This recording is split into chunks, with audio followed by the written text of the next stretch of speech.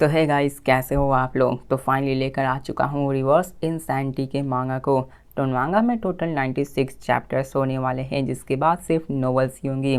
तो नॉवेल्स को मैं अपने सेकंड चैनल पे कवर करूँगा, जिसकी लिंक मैं अपने इस डिस्क्रिप्शन और कमेंट सेक्शन में दे दूँगा। कुछ दिनों बाद वो भी स्टार्ट हो ही जाएगी। तो अभी की फ़िलहाल में चलो हम चैप्टर्स पे आते हैं।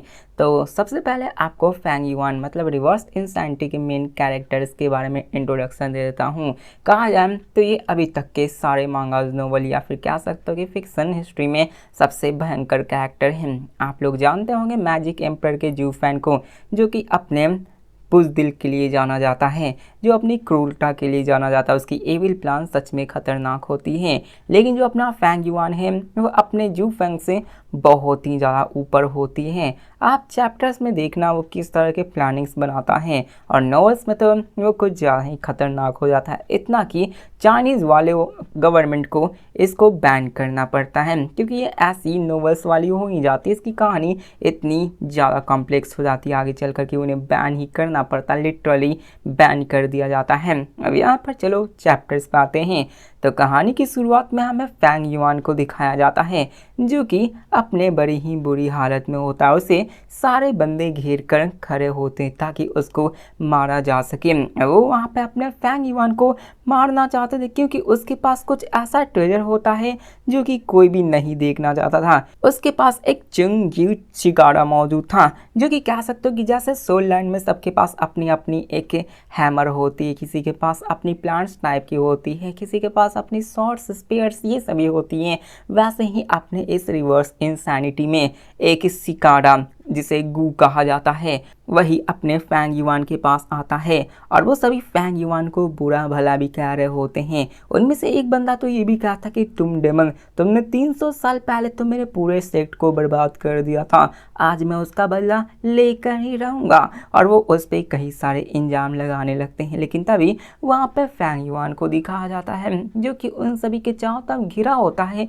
और वो भी अपनी आंखें बंद कर लेता है और कहता है कि ये रहा चिंक्यू शिकारा, जो कि टाइम कोई भी रिवर्स कर सकता है, लो तुम सब इसको रख लो। और वो उन सब की तरफ वही शिकारा फेंकता है। अब जैसे ही वो चिंकिन शिकारा उन सब की तरफ जाता है ना, सारे बंदे लालच के चलते में उसके पास जाना शुरू करते, लेकिन जैसे ही वो उनको टच करते हैं, वहाँ पर एक जोरदार का ब्लास्ट होता है, उनमें से बहुत सारे बंदे मारे जाते हैं, जिसको देखकर उन सारे बंदों को काफ़ी ज़्यादा गुस्सा आने लगता है कि तुम अपनी मौत के कगार पे आ चुके हो, लेकिन फिर भी तुम हमसे उलझने की कोशिश कर रहे हो। लेकिन वहाँ पे फैंग युआन बस हंसते हुए इतना ही कहता है, मुझे कोई भी रिग्रेट नहीं हो रहा है कि मैंने डेमोनिक पार्ट को चूज किया। मेरे पास ऑलरेडी पावर्स आ चुकी है, और मैंने इस चीज़ को पहले ही देख रखा था कि मेरे साथ ऐसा जरूर हो सकता है। तुम लोग इस चिंकिंग शिकारा के लिए आओगे।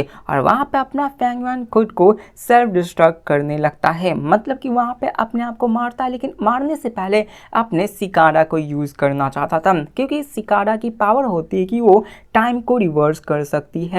और इसी कारण अपने फैंग युआन ने इतना बड़ा साजिश रचा था। इसने चिंकिंग शिकारा को इसलिए चुना था क्योंकि वो टाइम को रिवर्स कर सकता था। उसे ऑलरेडी पता चल चुका था कि बंदे मुझे मारने के लिए अवश्य ही आएंगे, तो इससे पहले ही मैं एक शिकारा को रख लूँ जो कि टाइम को रिवर्स कर देगा और मैं जिंदा रह जाऊंगा। जिसके साथ सारे बंदे उसे रोकने के लिए जाते हैं, लेकिन लगभग लेट हो चुका होता है। और वहाँ पे फैंग युआन उसको यूज़ करने से पहले मन में इतना ही कहता था कि मैंने इस शिकारा को बहुत ज़्यादा कल्टीवेट किया है, मैं अगले जन्म में फिर से डेमोनिक पार्ट को चूज करूँगा। वहाँ पे एक जोरदार का ब्लास्ट होता है, सब चीज़ खत्म हो जाता है, जिसके साथ हमें कहानी के दौरान बताया जाता है कि अब 500 साल पहले का सीन आ चुका है, और ये गिवयू माउंटेन है। वहाँ पे हमें कई सारे बंदों को दिखाया जाता है जो कि अपने एंसेस्टर्स को पी करने के लिए आए हुए होते हैं। और वहाँ पर है कि हमें क्लैन एल्डर गिवयू बू को भी दिखाया जाता है, जो कि वहाँ पे अपने पैट्रिया से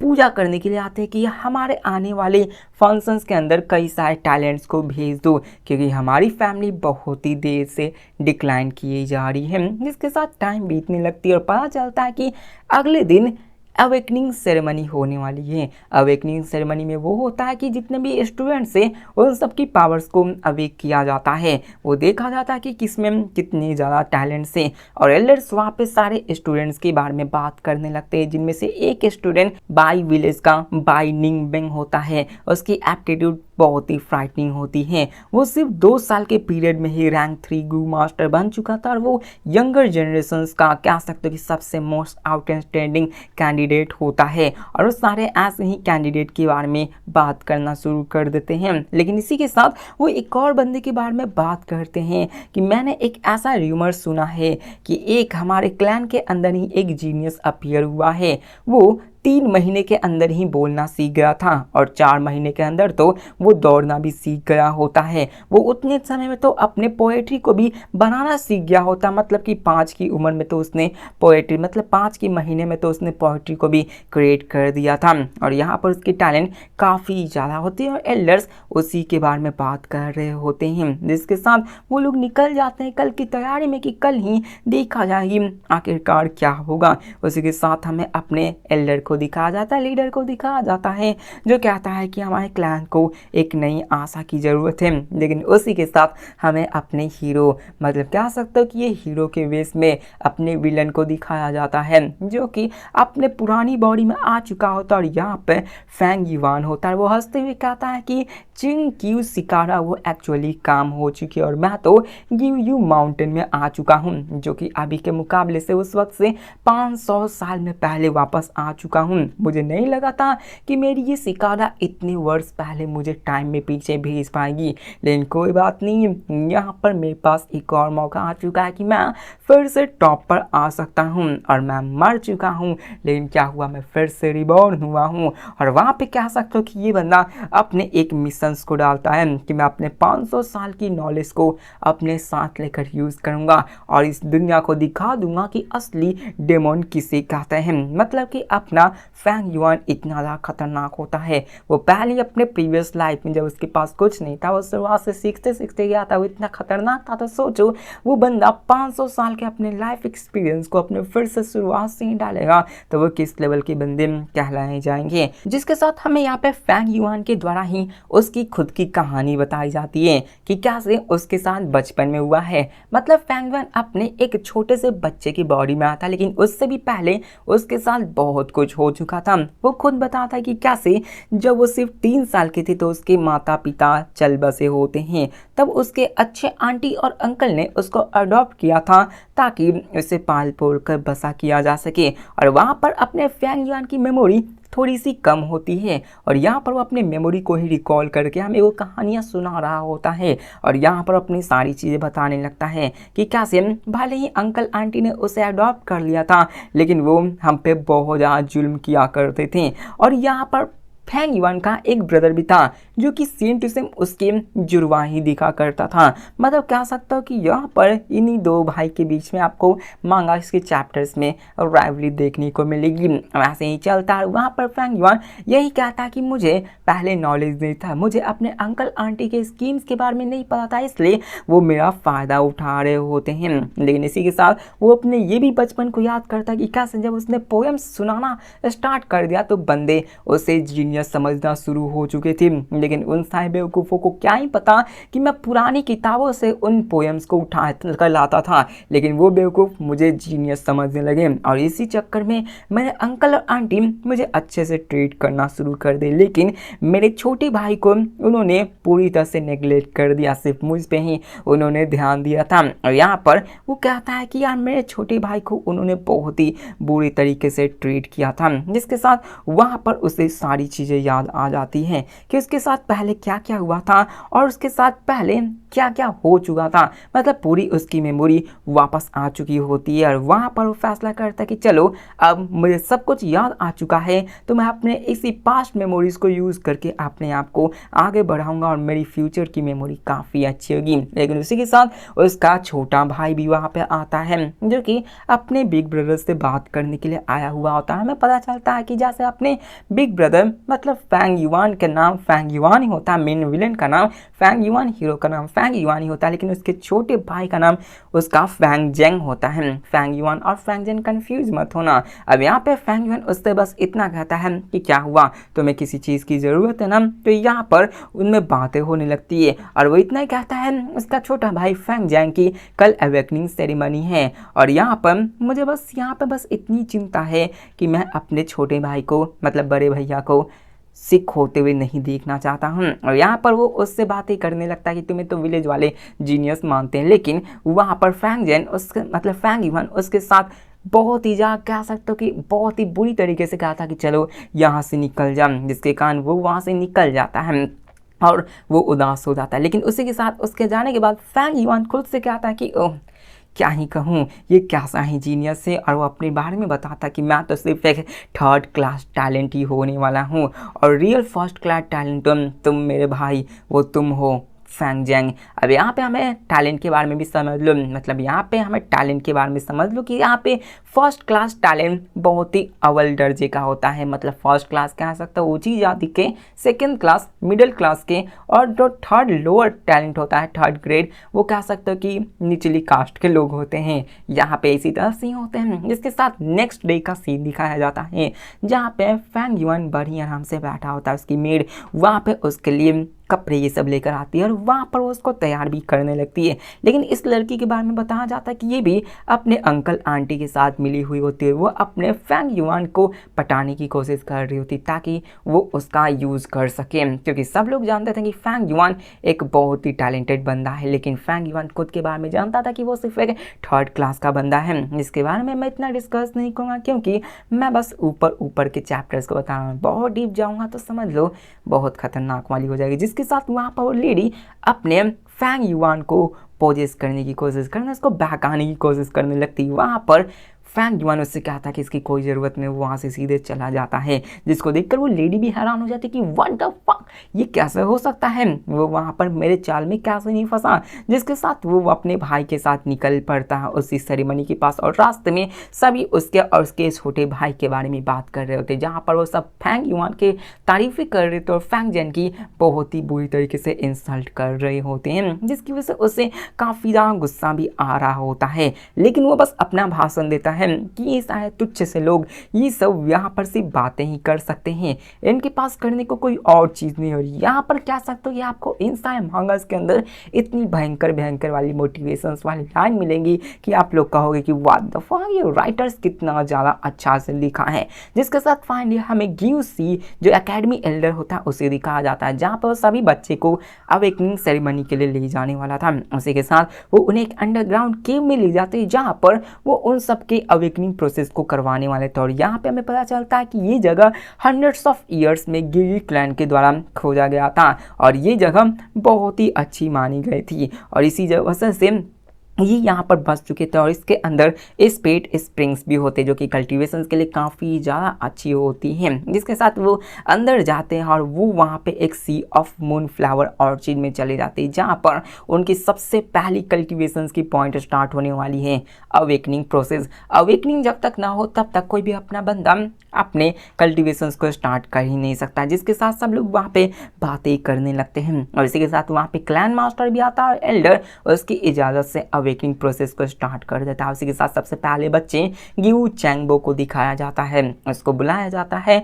और वो उसी ऑर्किड क्रॉस के अंदर आगे बढ़ना शुरू हो जाता है। वैसे एक कोट कहा जाता है इंटरनेट पे, अगर आप लोग फैंग युआन के बारे में सर्च करोगे तो वहाँ पर एक कोट कही जाती है कि अगर आप लोग रिवर्स इंसानिटी के दुनिया में जन्म लिए हैं तो आपकी किस्मत ख़राब है, लेकिन अगर आप गू फैमिली के अंदर बिलोंग करते हो, वहाँ पे जन्म लेते हो, तब तो आपकी फूटी किस्मत निकली। लेकिन अगर आप उस दौरान पैदा हुए जब फैंग युआन नाम का लड़का पैदा हुआ हो या उस समय वो रह रहा हो, तो आप गलत टाइमलाइन में आ चुके हो, आपकी किस्मत बहुत बुरी है, मतलब आपका मरना ही सबसे अच्छा है। ऐसा कोट आपको देखने को मिल जाएगा। बस बीच बीच में इसकी तारीफें करनी बनती है, जिसके साथ वहाँ पर वो बच्चा होता है वो आगे बढ़ना शुरू करता है, लेकिन वो जैसे आगे बढ़ता है उसके ऊपर काफ़ी ज़्यादा प्रेशर पड़ता है, वो ज़्यादा मूव नहीं कर पाता और वो बस कुछ ही स्टेप वहाँ पे जा पाता, जिसकी वजह से सारे बच्चे उसके बारे में बात करने लगते हैं और वहाँ पर पता चलता है कि वो बंदा सिर्फ 3 स्टेप्स ही चल पाया होता है और इस कारण उसके पास कोई भी टैलेंट नहीं होती है, उसको फेल कर दिया जाता है। और तभी वहाँ पे हमें नेक्स्ट कैंडिडेट गुई मोबी को दिखाया जाता है, जो कि एक हट्टा कट्टा बच्चा होता है। वो स्टेप्स लेना शुरू करता है 10, 20, 30 और टोटल में 36 स्टेप्स लेता है, जिसका मतलब ये हुआ कि वो अच्छा टैलेंट है और वो एक सेकेंड क्लास टैलेंट के अंदर आता है, मतलब फैंग युआन के टैलेंट से भी एक लेवल हायर टैलेंट होता है। अब इसको कंटिन्यू करते हुए सारे स्टूडेंट्स का वो लोग मार्क करने लगते हैं, ऐसे ही करके और भी बच्चे आना शुरू होते हैं और वहाँ पर कई सारे सेकेंड क्लास टैलेंट उभर कर आते हैं, जो कि नेसेसरी नहीं है। बस यहाँ पर समझ लो कि बहुत सारे तो नहीं, मतलब बहुत सारे थर्ड क्लास भी आते हैं और बहुत सारे सेकेंड क्लास भी आते हैं, लेकिन उनमें से बहुत सारे सिर्फ अभी के फिलहाल में दो योगिन के साथ हमें बताया जाता है कि ये स्टेप्स का मतलब क्या होता है। स्टेप्स का मतलब ये होता है कि आप कितने हायर ग्रेड के टैलेंट होते हैं। बताया जाता है कि जो बंदे 10 से 20 स्टेप्स चलते हैं वो अपने रैंक 1 सीनियर गू मास्टर बन सकते हैं, वो भी 3 सालों के अंदर, और वो फैमिली के फाउंडेशंस के लिए एक सोल्जर्स का काम कर सकते हैं। 20 से 30 स्टेप्स वाले सेकेंड ईयर में 2 ईयर के कल्टिवेशंस में ही सेकेंड रैंक गू मास्टर बन सकते हैं।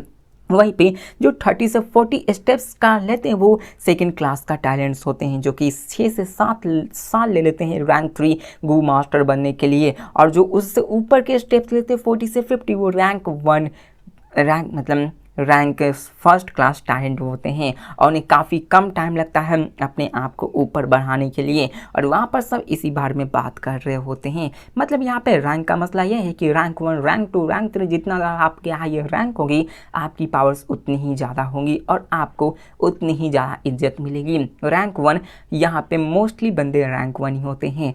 रैंक 2 आपकी पावर्स अच्छी खासी एक सोल्जर की तरह मानी जाती है, इलाइट सोल्जर। रैंक 3 आपको एक अच्छी सी पोजीशन दी जाएगी और रैंक 4 आप क्लैन की मास्टर बन सकते हो। रैंक 5 में तो आप हेड बन सकते हो, मतलब पूरे के पूरे एंसेस्टर टाइप के बन सकते हो। उससे ऊपर के अभी के फिलहाल में बताया नहीं गया है, जैसे जैसे चैप्टर्स आगे बढ़ेगी वैसे वैसे वो होती जाएगी। इसके साथ यहाँ पर चलने लगती है और वहाँ पर नेक्स्ट कंटिन्यू किया जाता है। अब वहाँ पे हमें एक एल्डर्स की ग्रैंडसन को भी दिखाया जाता है, जिसकी बेटी 36 स्टेप चलती है और वो भी दूसरी सेकंड क्लास टैलेंट बनकर आती है। मतलब यहाँ पे 2 सेकंड क्लास टैलेंट बनते हैं और दोनों एल्डर्स के ही बेटे और बेटियाँ होती हैं। जो पहला गुयू होता है वो, और दूसरा ही उसकी बेटी वो होती है जिसका नाम गुयू ची चैन होता है। लेकिन यहाँ पे फैंग वन वो मन में कहता है कि मुझे याद है कि कैसे इस बंदी ने टैलेंट में चीटिंग की थी। ये सिर्फ एक्चुअली थर्ड क्लास टैलेंट थी, लेकिन इसके फादर्स ने किसी तरह के मेडिकल ट्रीटमेंट का यूज़ करके इसको सेकेंड रेट टैलेंट दिखाया,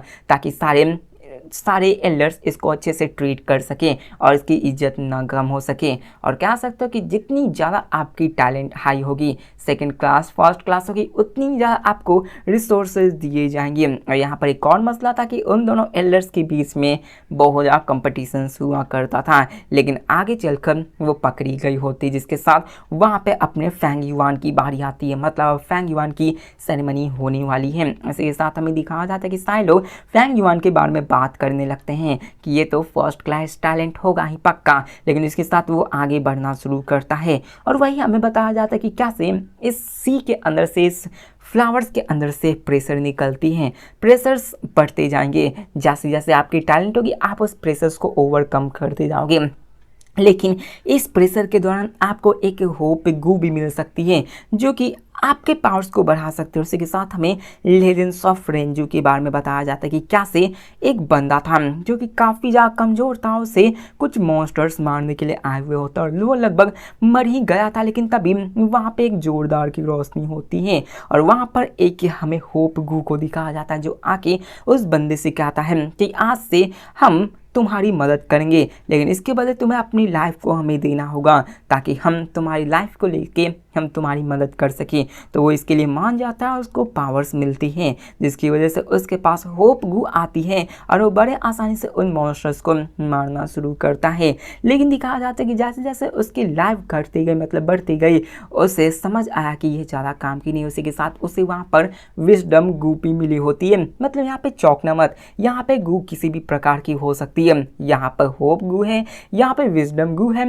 यहाँ पे हर एक तरह की गू हो सकती है। यहाँ पे fighting butterfly, monsters, tigers, lion, किसी भी तरह की गू आपको देखने को मिल सकती है। और यहाँ पर इसे विजडम गू भी मिली होती है, लेकिन ये बंदा ओल्ड भी हो चुका होता है। लेकिन इसी के साथ हमें दिखाया जाता है कि वो मर चुका था, लेकिन उसी के साथ वहाँ पे एक और गू आती है जो कि उसको पावर प्रदान करने के लिए आई हुई होती है, जो कि उससे उसकी बची हुई ज़िंदगी मांगता है कि चलो तुम अपनी बची हुई ज़िंदगी दे दो, मैं खुद को तुम्हारे हाथों सौंप सकता हूँ। मतलब वहाँ पे एक और गू आ जाती है, लेकिन वो बंदा कहता है कि अगर मैं अपनी सारी विजन मतलब सारी लाइफ दे दूँ तो मैं तो मारा ही जाऊँगा ना। तो ये देखकर वो कहता है कि ठीक है, अगर ऐसा नहीं कर सकते तो तुम मुझे अपना दिल दे दो, ये काफ़ी रहेगा। तो वो बंदा भी ऐसा ही करता है और वो अपने दिल को उसके हाथों सौंप देता है। लेकिन दिखाया जाता है कि वहाँ पर कुछ नहीं होता। वहाँ पर वो जैसे इस पावर्स को यूज़ करता है, वहाँ पर जो मॉन्स्टर्स को मारने के लिए आए थे वो ख़त्म हो जाती है और कहानी इसी के बाद ख़त्म हो जाती है। ये कहानी हमें फिर से सुनाई जाएगी कुछ चैप्टर्स बाद में, तो कंफ्यूज मत होना। और वहाँ पे फैंग युआन आगे बढ़ने लगता है और वो ज़्यादा स्टेप नहीं ले पाता, 18, 19, 20 ऐसे स्टेप्स लेना शुरू करता है। लेकिन यहाँ पे दिखाया जाता है कि सारे एल्डर्स उसी की तरफ देखने रहे होते हैं कि यार ये अपने फैंग युआन को क्या हो रहा होता है। लेकिन वो इसी सब के बारे में सोचने लगता कि आखिरकार मैं यहाँ पे होप गू को क्यों नहीं बुला पा रहा हूँ। वो और भी स्टेप्स बढ़ना शुरू करता और तभी वो 27 स्टेप में जाता है तो उसे अवेकनिंग प्रोसेस का फील शुरू हो जाती हैं। उसे होप गू तो नहीं मिलती, लेकिन उसे आशा हो जाती है। यहाँ पर उसकी फाइनली पावर्स अवेक हो जाती है, उसकी अवेकनिंग सक्सेस हो जाती है, जहाँ पे उसे एक इमॉर्टल बनने का जरिया हो जाता है। मतलब यहाँ पे अगर फैंग युआन स्टेप्स लेते हुए भी अवेकनिंग प्रोसेस को सक्सीड नहीं कर पाता तो वहाँ पे इमॉर्टल नहीं बन सकता, तो अपने कल्टिवेशन को स्टार्ट कर नहीं सकता। और यहाँ पर इसकी अवेकनिंग प्रोसेस वो कामयाब होना एकदम से नेसेसरी होती है और इसी के साथ वो अपने इस अवेकनिंग प्रोसेस को कंप्लीट कर लिया। उसी के साथ हमें ये भी बताया जाता कि अवेकनिंग बहुत ही स्ट्रेंज और मिस्टीरियस होती है। इसमें आपके अंदर एक बोतल होती है, मतलब क्या सकती है, अपनी एक इंटरनल स्पेस होती है जहाँ पे आपकी लिक्विड भरी होती है। जितनी ज़्यादा आपकी हायर टैलेंट, हायर क्लास होगी, आप उतने ही ज़्यादा अपने इनर स्पेस में की पावर्स को रख सकते हो। हायर टैलेंट का मतलब ये है कि आप अपने ज़्यादा अंदर ज़्यादा टैलेंट को रख सकते हो, ज़्यादा की को रख सकते हो और आप जल्दी जल्दी ब्रेक थ्रू कर सकते हो। जितनी लोअर आपकी टैलेंट होगी, आपको ब्रेक थ्रू करने में भी काफ़ी ज़्यादा मुश्किलें होंगी। इसके साथ हमें दिखाया जाता है कि फैंग युआन वहाँ पे अपने उसी स्टेप्स को लेकर पीछे मुड़ जाता है। मतलब कि फैंग युआन अपने अवेकनिंग को करके पीछे मुड़ जाता है, जिसको देखकर तो जितने भी बंदे होते हैं एल्डर से लेके स्टूडेंट्स वो सभी हैरान हो जाते कि क्या ऐसा कैसे हो सकता है। फैंग युआन वो तो एक जीनियस था, वो एक थर्ड ग्रेड का बंदा कैसे बन के रह सकता है। और सभी लोग उसी के बारे में बातें करने लगते हैं कि वहाँ के उसके भाई भी वो भी कंफ्यूज हो जाता कि ऐसा कैसे हो सकता है, मेरा ब्रदर एक थर्ड क्लास टैलेंट कैसे हो सकता है। और सभी वहाँ पर बातें करने लगते हैं, लेकिन क्या ही करें, वहाँ पे सभी लोग निराश हो चुके होते हैं। लेकिन इसी साथ हमें दिखाया जाता है अपने फैंग युआन जिसकी खुद की एक स्पिरिट होती है। मतलब फैंग युआन तो पास से आता तो उसकी माइंड एक अलग होती है और अभी की जो माइंड होती है वो अलग होती है। और जो अभी प्रेजेंट का जो माइंड होता है वो पूरी तरीके से टूट चुका होता है। लेकिन वहाँ पर अपना फैंग युआन, जो पास्ट का फैंग युआन था, वो अपने प्रेजेंट के फैंग युआन की कॉन्शियसनेस को मारते हुए कहता है कि ये तो बस एक शुरुआत है, हमें और भी आगे बढ़ना है। वो अपनी एक एविल से स्माइल देकर उसको अपने प्रेजेंट टाइमलाइन के फैंग युआन जो कि बहुत ही कमज़ोर था उसको ख़त्म कर देता है। जिसके साथ हमें दिखाया जाता है एल्डर्स को जो कि निराश थे, लेकिन उसी के साथ वहाँ पर फैंग जेन की बारी आती है और फैंग जेन वहाँ पर आगे बढ़ता है। लेकिन वो काफ़ी ज़्यादा घबरा था, लेकिन उसका भाई फैंग युआन उससे साहस देते हुए कहा था कि जाओ आगे बढ़ा, यहाँ पर बहुत ही इंटरेस्टिंग चीज़ आने वाली है। मतलब फैंग युआन उसे कहता है कि तुम्हें आगे बढ़ना ही होगा क्योंकि वहाँ पर बहुत ही अच्छी तुम्हारी चीज़ें आने, और वो वहाँ पे आगे बढ़ना शुरू कर देता है। और इसी के साथ जैसे ही वो वहाँ पे आगे बढ़ता है वहाँ पर दिखाया जाता है कि वो निराश था, उसे नहीं लगता कि वो टैलेंट को भी हासिल कर पाएगा, लेकिन वो धीरे धीरे बढ़ते जाता है और बढ़ते जाता है। वो स्टेप्स पे नहीं ध्यान देता बल्कि वो अपने उन्हीं बातों पर ध्यान देता है जो कि कैसे उसे लोग बुरा भला कह रहे होते हैं। वो हमेशा उसे अपने भाई से कंपैरिजन किया करते थे, उसे हमेशा डरपोक किया करते थे, उसके अंकल आंटी उसे कोई भी सहारा नहीं दिया करते थे, यहाँ तक कि फैंग युआन को उसे हमेशा बचाना पड़ता है। और उसे अपनी उसी नौकरानी के बारे में याद आता कि कैसे वो उससे अच्छे से बात करती, लेकिन अपने बेचारे इस फैंग जेंग को क्या ही पता कि वो नौकरानी उसका सिर्फ फायदा उठाने की कोशिश कर रही होती है। जिसके साथ हमें ये भी बताया जाता कि कैसे उसे उस नौकरानी से भी प्यार हो गया था, लेकिन उसे पता चला कि कैसे अपना फैंग युआन उसके काफ़ी करीब जा चुका है और उसे अपने भाई से ही जेलस होने शुरू हो चुकी थी। लेकिन उसके भाई को उस नौकरानी के अंदर कोई भी इंटरेस्ट नहीं थी, लेकिन यहाँ पे फैंग जेन को बस इतना ही लगा कि यार इसने मेरा सब कुछ छीन लिया है। वो सबसे नफरत करने लगा था, वो अपने भाई से भी नफरत करने लगा था कि यार मेरा सब कुछ छीन चुका है। वो बढ़ती जाता और यहाँ पर दिखाया जाता कि अपने फैंग जेंग ने 43 स्टेप्स को कंप्लीट कर दिया होता है। ये एक फर्स्ट क्लास टैलेंट की निशानी होती है, सभी इसको देखकर हैरान हो जाते हैं। यहाँ तक कि अपना फैंग जेंग भी वो काफ़ी ज़्यादा खुश हो जाता है और मन में कहता कि ब्रदर अब हम और तुम एक जैसे नहीं रहें। इसी के साथ हमें अगले एक वीक के बाद का सीन दिखाया जाता है जहाँ पे टीचर्स सबको पढ़ाना शुरू करते हैं। वहाँ पर वो सभी को उस गू के बारे में बताना शुरू करते कि कैसे गू की हमें ज़रूरत होती है। गू हमारे वेरियस शेप्स और फॉर्म्स में हो सकती हैं और ये कहीं भी पाई जा सकती है, मट्टी में, हवा में, मतलब हवा में तो नहीं पाई जाएगी लेकिन हाँ मट्टी में, एनिमल्स के अंदर, प्लांट्स के अंदर कहीं भी ये पाई जा सकती है। ये किसी भी प्रकार की हो सकती है और वो उसे सारी चीज़ें बताने लगते कि आप इसको कल्टिवेट करके पावर्स को हासिल कर सकते हैं। और इंसान चाहे तो कितने भी गू को कल्टिवेट कर सकता है, लेकिन उसको कल्टिवेट करने में रिसोर्स की जिसकी ज़रूरत होती है, उसके मिस्ट्रीज को समझना ज़रूरत होता है। हो सकता है कि आप किसी गू को रैंक 2 रैंक 3 तक ले जा सके, लेकिन वहीं पे स्टॉप हो जाएगी और आप रैंक 5 तक चले जाएंगे, तब तो ये रैंक 3 वाला गू आपके लिए कोई भी काम की नहीं रह जाएगी। इसी के साथ वो ये भी कहते हैं कि जबकि अवेकनिंग प्रोसेस को 7 दिन हो चुके हैं तो तुम लोग अपने प्राइमल सी को यूज़ कर सकते हो, जिससे कि तुम अभी अपने पावर्स को बढ़ा सकते हो। और फिलहाल में सभी बंदे रैंक 1 के मास्टर्स होते हैं। उसी के साथ अपना गुइमो भी अपने टीचर से पूछता है कि यहाँ पे क्या आप मुझे रैंक 1 और रैंक 2 के बीच के डिफरेंस के बारे में बता सकते हैं। तो वहाँ पर टीचर से बताते लगते हैं कि कैसे गू मास्टर्स के 9 रैंक होते हैं, जितनी ज़्यादा आपकी रैंक होगी आपकी पावर्स उतनी ज़्यादा होती जाएगी और आप उतने ही पावरफुल होती जाएंगे। हर एक रैंक 4 डिफरेंट स्टेजेस में होती है, beginner stage, middle stage, late stage और पीक स्टेज। और वो सारी चीज़ों के बारे में बताने लगते हैं कि कैसे 4th क्लास का टैलेंट वो अपने प्राइमोडियल सी को 30 से 30% ही भर सकता है और वो जितनी भी मेहनत कर ले वो सिर्फ रैंक 2 का ही बेस्ट मास्टर बन सकता है, उससे आगे नहीं जा सकता है। और जो अपना रैंक मतलब 3rd क्लास टैलेंट होता है वो मोस्ट ऑफ द रैंक 3 पे ही जा सकता है। मतलब इस हिसाब से हमारे फैंग युआन को रैंक 3 पे ही मोस्टली जाना चाहिए,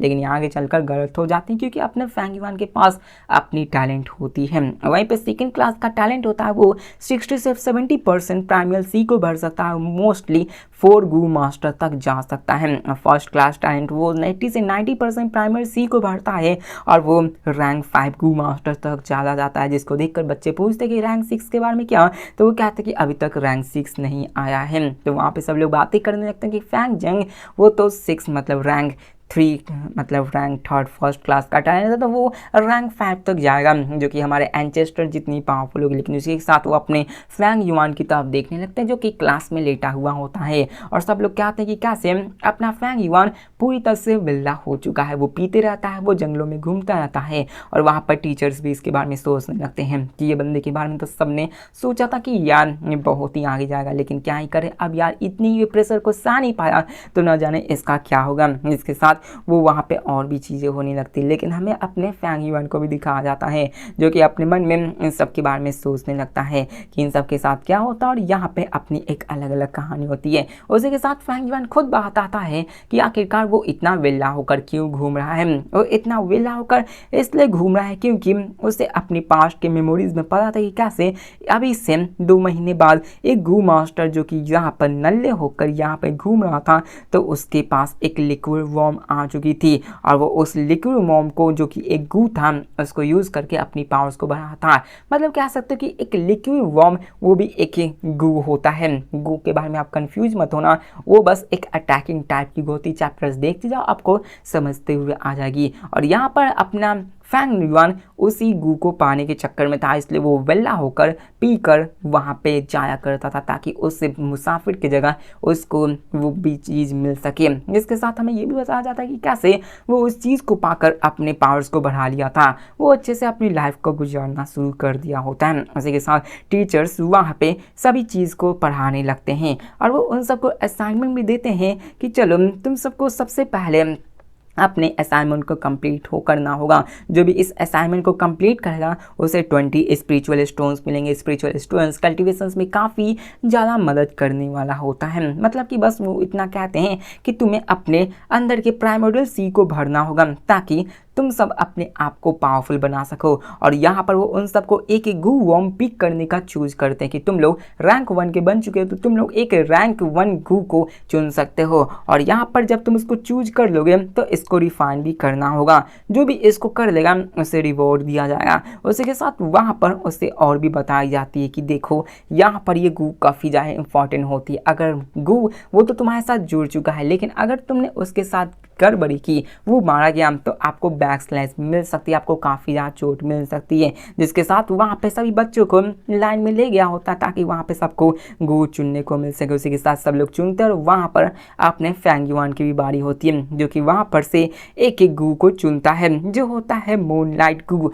मूनलाइट गू कंफ्यूज मत होना क्योंकि यहाँ पे बहुत ही डिफरेंट टाइप के गू देखने को आपको मिलेंगे और वहाँ पे वो मूनलाइट गू को चूज करता है जो कि उसकी क्लैन की एक निशानी होती है और वो उससे अटैक भी कर सकता है। उसी के साथ वो वहाँ पे उसको चूज करता है, फिर शराब की दुकान पे जाकर ढेर सारी शराब को ले जाता है। लेकिन उसी के साथ वहाँ पे उसका छोटा भाई भी आता है जो कि अब काफ़ी सुधर चुका था, उसकी काफ़ी अच्छी खासी हालत हो चुकी। तो वो अपने भाई के पास आते हुए कहता है कि चलो अंकल आंटी तुम्हें देखना चाहते हैं। लेकिन वहाँ पर अपना फैंग युआन उसकी तरफ बस अपनी आंखों से देखता है और यहाँ पर फैंग युआन की आंखें एक ब्लैक टाइप की दिखाई गई होती हैं जो कि किसी डेविल की ही हो सकती है। वहाँ पर जैसे ही वो अपने छोटे भाई की तरफ देखता है तो उसका छोटा भाई डर जाता है। यार इसकी आंखें भी मुझे डराने के लिए काफ़ी है। मतलब क्या सकता है कि छोटा भाई हमेशा अपने बड़े भाई से तो डरेगा ही और सोचने लगता कि आखिरकार ऐसा क्यों, मैं रैंक 4 मतलब रैंक फर्स्ट क्लास टैलेंट वाला बंदा बन चुका हूँ तो मैं फिर भी अपने बड़े भाई से क्यों डरता हूँ। वो अपने भाई को जाने से रोक भी नहीं सकता है। इसके साथ वो अपने अंकल आंटी के पास जाता है और वहाँ पर अंकल आंटी उन सभी को स्टोन्स देते हैं। लेकिन इसी के साथ वहाँ पर अपना फैंग युआन भी रात को आया होता है और वहाँ पर अंकल आंटी उन सभी से पूछते हैं कि क्या तुम मेरे बेटे बनने को तैयार हो। तो वहाँ पे उसका जो छोटा भाई था फैंग जिंग वो तो सीधे हाँ कर देता है, लेकिन अपना फैंग युआन वो सीधे मना कर देता कि मुझे इसमें कोई भी दिलचस्पी नहीं है। वो वहाँ से चला जाता है। इसके साथ वहाँ पर हमें दिखाया जाता है अंकल आंटी को जो कि सीक्रेट में बात करने लगते हैं और वो अपने फैंग युआन के बारे में बात करने लगते हैं कि उसका बड़ा भाई तो कुछ ज़्यादा ही चालाक है, वो इतनी आसानी से नहीं मानने वाला है। अब हमें ये भी पता चलता कि वो ऐसा क्यों कर रहे थे। अब वो वहाँ पे अगर उन दोनों को अपना खुद का बेटा बना लेते तो जो अपने फैंग युआन के माता पिता के छोड़ी हुई संपत्ति थी वो उन अंकल आंटी को मिल जाता। लेकिन जब तक फैंग युआन उन दोनों को अपना माता पिता नहीं मानता तब तक उनके हाथ वो संपत्ति लगेगी नहीं। इसकी वजह से वो उसे अपनी तरफ ले जाना चाहते थे। लेकिन इसी के साथ फैंग युआन फिर से उस जंगलों के बीच जाकर शराब की बोतलें छोड़ देता है ताकि वो वॉर्म लिक्विड वॉर्म उसकी तरफ आकर्षित होते हुए आ सके और वो उन सबको पकड़ सके। इसी के साथ हमें अपने फैंग जिंग को दिखाया जाता है जहाँ पे वो नहा रहा होता है, लेकिन वही लेडी आकर उसको सेड्यूस करना शुरू कर देती है। वो क्या सकते हो कि बड़े ही शॉर्ट कपड़े पहनकर उसके पास आई हुई होती है। लेकिन इसी के साथ अपने फैंग जेन को भी दिखाया जाता है। मतलब कि यहाँ पर फैंग जेन के पास गया था लेकिन अपने वो फैंग युआन के पास भी आती हैं और वो उसको भी सेड्यूस करने लगती है। लेकिन यहाँ पर अपना फैंग युआन उसके चालों में नहीं आता, उसको पकड़ते हुए कहता है कि यहाँ से चले जाओ। क्या तुम्हें सच में लगता है ऐसी छोटी मोटी ट्रिक्स मेरे पे काम करेंगी और मुझे तुम्हारे बारे में अच्छे से पता है। और यहाँ पर वो बंदी पूरी तरह से हैरान हो चुकी थी अपने फैंग युआन के बारे में जानकर कि ये बंदा ये इतना छोटा है लेकिन ये मेरे झांसे में नहीं आ रहा है। बंदे मेरे पीछे मरा करते थे, लेकिन ये बंदा तो मेरे को कुछ समझता ही नहीं है। और यहाँ पर वो लड़की भी अपने फैंग युआन से डरना शुरू कर देती, मतलब डेविल इसी को तो कहते हैं। जिसके साथ वहाँ पर अपना फैंग युआन फिर से शराब के पास जाता है और वही उन सब के बारे में सोचने लगता कि मेरे पास ज़्यादा स्पिरिचुअल स्टोन्स नहीं है कि मैं ज़्यादा शराब को खरीद कर पी सकूं, मुझे जल्दी से इसका जुगाड़ करना होगा। लेकिन उसी के साथ हमें वहाँ पे बार के अंदर कुछ वेल्लो को दिखाया जाता है जो कि वहाँ पर वेटर को बुलाकर कहते कि जाओ सबसे एक्सपेंसिव वाइन लेकर आओ। जिसके साथ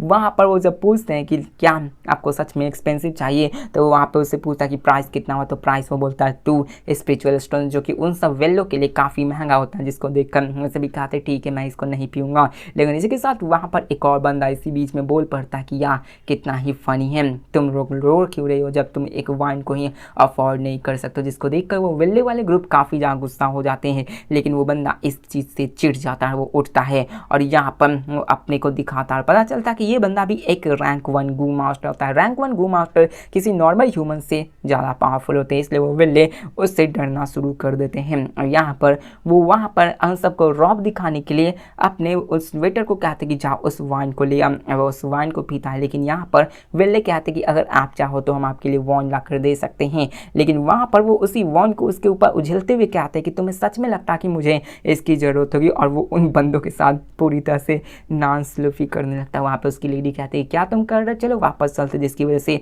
वो वहाँ से जाने लगता है। और वो कहता है कि देखता हूँ कि अब किसकी मजाल है जो कि इस वाइन को पीने के लिए ऑर्डर करता है। लेकिन इसी के साथ अपने फैंग युआन को दिखाया जाता है जो इसी बात पे बीच में बोल पड़ता कि वेटर चलो एक बोतल वाइन लम। जिसको देख कर तो वहाँ पे उस बंदे जो कि रैंक 1 गू मास्टर होता है उन वेल्लो की हालत ख़राब हो जाती है, किसकी इतनी हिम्मत हुई जो कि यहाँ पे ऐसा करने की कोशिश की। लेकिन जैसे ही वहाँ पे अपना फैंग युआन को बंदा देखता है, वो पहचान जाता है कि ये तो अपना नया नवेला बंदा है, ये तो फैंग युआन है। जिसकी वजह से वो बंदा भी कुछ नहीं करता, उसी के साथ अपना फैंग युआन वहाँ बड़े आसानी से निकल पड़ता है और वो जंगलों के बीच में जा चुका होता है। लेकिन यहाँ पर वो बैठ कर निराश हो रहा होता कि अगर मैं फेल हुआ अब तो मेरे पास स्पिरिचुअल स्टोन्स भी नहीं है कि मैं यहाँ पर शराब को खरीद सकूँ। लेकिन वो महसूस करता कि आज का मौसम कुछ ज़्यादा ही अलग है। लेकिन तभी दिखाया जाता कि वो निराश हो चुका था, वो टूट चुका था कि तभी वहाँ पर एक कोई आकर उसके शराब को पी जाता है। और जब वो पीछे मुड़कर देखता तो वो लिक्विड वॉर्म होता है, जिसको देखकर वो काफ़ी ज़्यादा खुश हो जाता कि ये तो लिक्विड वॉर्म है। वो उसका पीछा करना शुरू करता और पीछा करते करते वो एक झरने के पास जाता है और झरने के अंदर ही वहाँ पर वो लिक्विड वॉर्म का मालिक होता है जो कि अब मर चुका होता है। जिसके सामने उसके पास जाकर उसके इनहेरिटेंस और उसके लिक्विड वॉर्म को देना शुरू करता है। लेकिन तभी वहाँ पे पीछे से आवाज़ आती है कि हिलना मत, जिसको देखकर अपने फैंग युआन की भी फट जाती क्योंकि ये बंदा भी काफ़ी ज़्यादा कमज़ोर था। और वो कहता कि मैं फॉलो किया जा रहा था और मैं इतना ज़्यादा कैसे नासमझ हो सकता हूँ, मैं इतना ज़्यादा कैसे बेवकूफ़ हो सकता हूँ, मैं उसके फुटप्रिंट को क्यों नहीं देख पाया। और यहाँ पर वो सोचने लगता है कि आखिरकार कौन मुझे फॉलो कर रहा था। वो यहाँ पे कहता है कि देखो तुम अगर यहाँ पे लिक्विड वॉर्म लेने के लिए आए हो तो मैं तुम्हें दे सकता हूँ। लेकिन वहाँ पर उधर पीछे से लगातार आवाज़ आने लगी होती, लेकिन जैसे ही वो पीछे मुड़कर देखता है तो वहाँ पे होलोग्राम होती है। होलोग्राम में उसके खुद के एंचेस्टर और सामने एक और बंदे को दिखाया जाता जो होता है फ्लावर वाइन मॉन्क। और फ्लावर वाइन मॉन्क के बारे में शुरुआत में स्टोरी थी कि कैसे फ्लावर वाइन मॉन्क और उसके एंचेस्टर गिवे हेड के एंचेस्टर्स उन दोनों में फाइट हुई थी। और यहाँ पर कहानियों में गिवे हेड के एंचेस्टर्स को हीरो बनाकर दिखाया गया था कि कैसे वो फ्लावर वाइन मॉन्क को बहुत ही बुरी तरीके से हराए थे। लेकिन वहाँ पर फ्लावर वाइन मॉन्क ने बहुत ही बुरी तरीके से चालाकी का यूज़ किया और अपने हेड को मार डाला, जिसकी वजह से ऐसा हुआ था। लेकिन यहाँ पर कहानी उल्टी होती है। यहाँ पर असल में अपने गुयू क्लैन के हेड उस फ्लावर मॉन्क वाइन से भीख मांग रहे होते कि मुझे छोड़ दो। और यहाँ पर वही एक अपर हैंड टेक्निक को यूज़ करता है, वो उसको जख्मी करता है। और यहाँ पर कह सकते हो कि दोनों के बीच में लड़ाई हो जाती है और वहाँ पर सारे बंदे मिलकर फ्लावर मॉन्क वाइन के ऊपर अटैक करके उसको जख्मी कर देते। और उसकी इतनी जख्मी के कारण वो यहाँ पर आकर मारा जा चुका था। मतलब कह सकते हो कि कहानियां बदल दी गई थी। हमें हीरो असल में फ्लावर वाइन मॉन्क होता है जिसके साथ गद्दारी हुई थी, जिसको धोखे से मारने की कोशिश की थी। वो हार चुका था लेकिन फिर भी उसने अंदर हैंड टेक्निक को यूज़ करके उसको इंजर्ड कर दिया। वहीं पे कहानियां ये कही गई थी कि फ्लावर वाइन मॉन्क ने ऐसी दुष्कर्म वाली टेक्निक यूज़ की थी, जिसको देखकर अपना फैंग युआन कहता कि ओह कहानी तो बिल्कुल ही झूठी है। अगर मैं इस रिकॉर्डेड क्लिप को किसी दूसरे विलेज में बेच दूँ तो ये मुझे काफ़ी ज़्यादा मुनाफा कमा कर दे सकता है। उसी के साथ वो वहाँ पर उसको ले लेता है और वो कहता है कि चलो अब इसके खजाने को लूटते हैं। वो उसको लाश के ऊपर ही उन सभी को ढूंढना शुरू कर देता है। उसी के साथ वो उसके थाली को निकालता है तो बंदा कुछ ज़्यादा ही गरीब होता है, उसके अंदर सिर्फ 15 स्पिरिचुअल स्टोन ही होता है। कहता है कि ये भिखारी, इससे अच्छा तो तुम नहीं देते। जिसके साथ वो इन सब के बारे में सोचने लगता कि आखिरकार क्या होगा, लेकिन कोई ना, उसको कुछ भी तो मिला। उसके बाद अपने 15 स्पिरिचुअल स्टोन्स आ चुके होते और साथ में वो क्या कहते हैं कि वो उसको मिल चुका होता है जो कि इसको चाहिए था, वही लिक्विड गू जो कि उसको मिल चुका होता है, जिसको कि वो अपने सेकेंड गू की तरह यूज़ कर सकता है। फाइनली वो अपने उसी इन होटल के अंदर आता है, जहाँ तो शुरुआत में उसे नहीं आने दिया जाता क्योंकि वो उसे गरीब समझा था, लेकिन अब वहाँ पे वो होटल वाली सीन होने के बाद वो बंदा इसे काफ़ी अच्छे से रिस्पेक्ट देता था। उसी के साथ वो वहाँ पे होटल के अंदर आता है और वो वहाँ पर अपने लिक्विड वॉर्म को रिफाइन करना शुरू कर देता है। इसी के साथ वो वहाँ पे लिक्विड वॉर्म को रिफाइन करना स्टार्ट कर देता है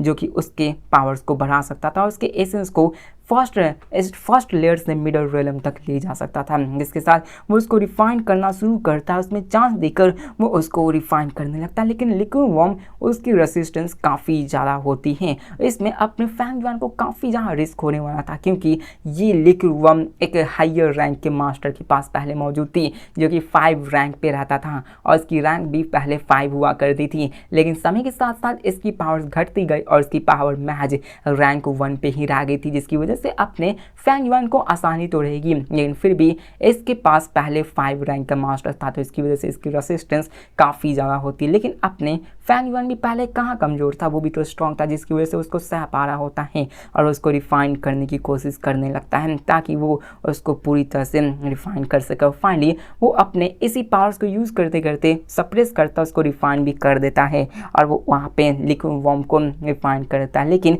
पता चलता है कि उसने पूरी रात रिफाइनिंग करने में लगा दी थी लेकिन वो उसके 1% पे भी नहीं आया था। मतलब कि वो उसको रिफाइन करने की कोशिश कर रहा था, रिफाइन कर रहा था और फेल भी हो जाता है क्योंकि उस वक्त तक वो सक्सीड हो चुका था, लेकिन वहाँ पर सुबह आते आते वो रिफाइन करने में ही फेल हो जाता है। उसी के साथ सुबह उसका भाई आता है और कहता है कि बच्चे मतलब बंदे भाई तुम कल रात को क्यों नहीं आते, अंकल आंटी तुम्हें खोज रहे थे। लेकिन वहाँ पर वो उसको ताना देने लगता है, लेकिन तभी अपना फैंग युआन उसको थप्पड़ मारता है कि आखिरकार तुम्हारी हिम्मत कैसे हुई अपने बड़े भाई से जबान लड़ाने के लिए, क्योंकि वो जबान लड़ाते हुए अपने उसी दाई के बारे में बात कर रहा था कि वो तुम्हारे जाने के बाद कुछ बोल ही नहीं रही है, आखिरकार तुमने उसके साथ क्या किया है। लेकिन यहाँ पर उससे डांटते हुए कहा था कि तुम्हारी इतनी हिम्मत कि तुम उस लड़की के लिए मेरे सामने ऐसी अच्छे से बात नहीं करोगे। उसको बार बार थप्पड़ लगाना शुरू करता है और वो उसे समझाने लगता है कि कैसे मैंने तुम्हारी मदद की थी, मैंने तुम्हें हमेशा पाला पोसा, तुम्हें हमेशा बचाया, लेकिन आज तुम एक लड़की के लिए मेरे साथ ऐसा कर रहे हो, जिसको देखकर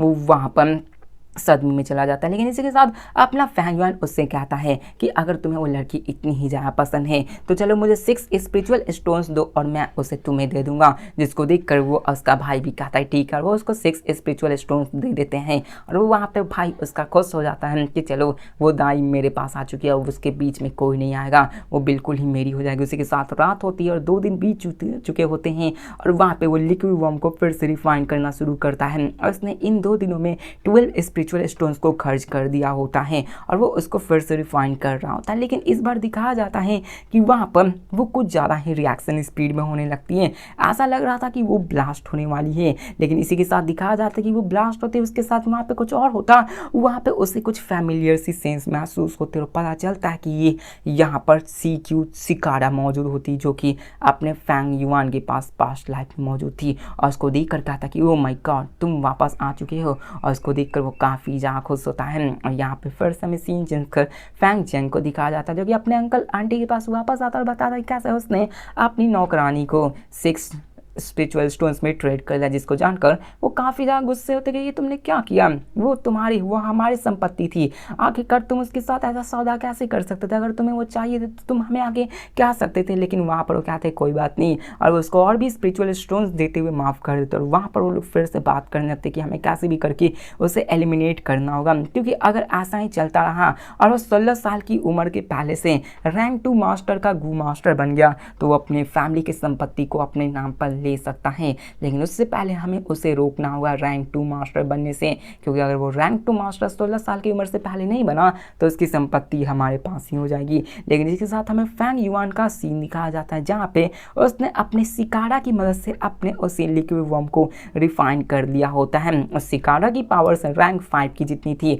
लेकिन उसकी पावर्स अभी ज़्यादा यूज़ करने लायक नहीं थी, लेकिन फिर भी उसकी ऑरा इतनी थी कि वो रैंक 1 के लिक्विड वर्म को आराम से सप्रेस कर सकते थे, जिसकी पावर्स को यूज़ करके अपना फैंग यान उसको रिफाइन कर लेता है। उसी के साथ वो अपने सेकेंड गू को भी रिफाइन कर लेता है, जो कि होता है वही मून लाइट सिकारा, मतलब मून लाइट गू, और वो दोनों एक साथ अच्छे से रह पा रहे होते हैं और फ्यूचर में वो उन सभी को अच्छे से रिफाइन करके उन सब के लेवल को अप करवा सकता था। इसी के साथ यही कहानी चलने लगती है और यहाँ पर क्या था कि चलो अब मेरी लक ऐसे ही बढ़ेगी, लेकिन इसी के साथ हमें यहाँ पे दिखाया जाता है कि वो निकल पड़ता है अपने रिवॉर्ड को लेने के लिए, मतलब कि उसने रिफाइन कर लिया था अपने मून लाइट सिकार गू को, तो वो उसके रिवॉर्ड्स को लेने के लिए चला जाता है। वो अपने एल्डर के पास जाता है, वहाँ पर एल्डर जब उसे देखते तो उसे फैंग जेंग समझ लेते, लेकिन वहाँ पे फैंग युआन उसे सरप्राइज देते हुए कहता कि मैं फैंग युआन हूँ, मुझे फैंग सेन समझने की भूल मत करो, जिसको देखकर तो वो एल्डर्स भी हैरान हो जाते हैं। जिसके साथ नेक्स्ट डे ही उसका छोटा भाई आता है, क्योंकि वो भी रिफाइन कर दिया होता है, लेकिन जहाँ से वो वहाँ पे आते हैं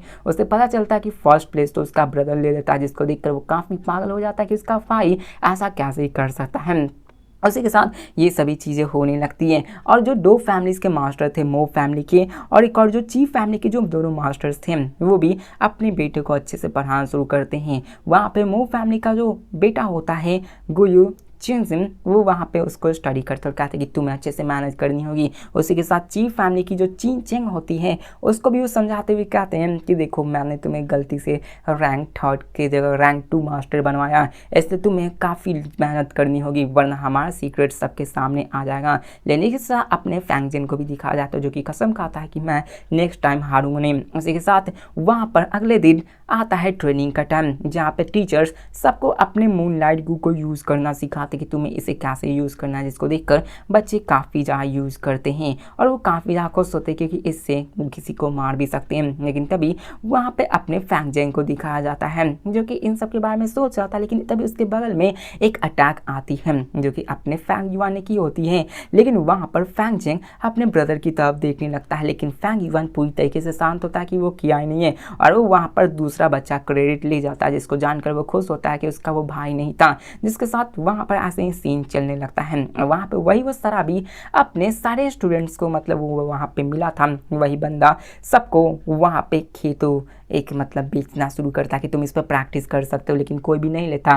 लेकिन उसी के साथ फैंग जेम वहाँ पे आता है, फैंग युआन आता है और उन सबको खरीद लेता है। उसी के साथ वो फिर से उसी लिक्विड वर्म के पास जाता है, मतलब उसी बंदे के पास जाता है जो कि उसे शराब बेचा करता था और उससे पूछता कि क्या तुम्हारे पास बैम्बू वाइन है। तो वहाँ पे कहा था कि बैम्बू वाइन अभी आउट ऑफ स्टॉक है, हमारी ऑनर्स बहुत ही जल्द आने वाले। और वो यहाँ पे सोचने लगता कि ग्रीन बैम्बू वो बहुत ही 4 दिन ही चलेगी, मुझे और भी वाइन्स की ज़रूरत होगी, इसलिए वो वहाँ पे ढेरों सारी पहले से ही इकट्ठा कर देता है, मतलब 5 जार्स पहले ही इकट्ठा कर देता है ताकि उसे कमी ना हो। इसी के साथ वहाँ पे 3 दिन बाद मार्शल आर्ट्स की अरीना में सबकी प्रैक्टिस करवाई जाने लगती है और सब लोग को वहाँ पे ट्रेनिंग दिलाई जाती है कैसे वहाँ पर सबको करना है। उसी के साथ वहाँ पर प्रैक्टिस होती है और फिर कुछ दिन बाद वहाँ पर होता है क्या कि उन सब की ट्रेनिंग होती है, उन सबको वहाँ पर मार्क्स देने वाले थे कि यहाँ पर तुमने कितना प्रोग्रेस किया है और देखने वाले थे कि आखिरकार तुम अपने मूनलाइट गू को कितने अच्छे से यूज कर सकते हैं। वहाँ पर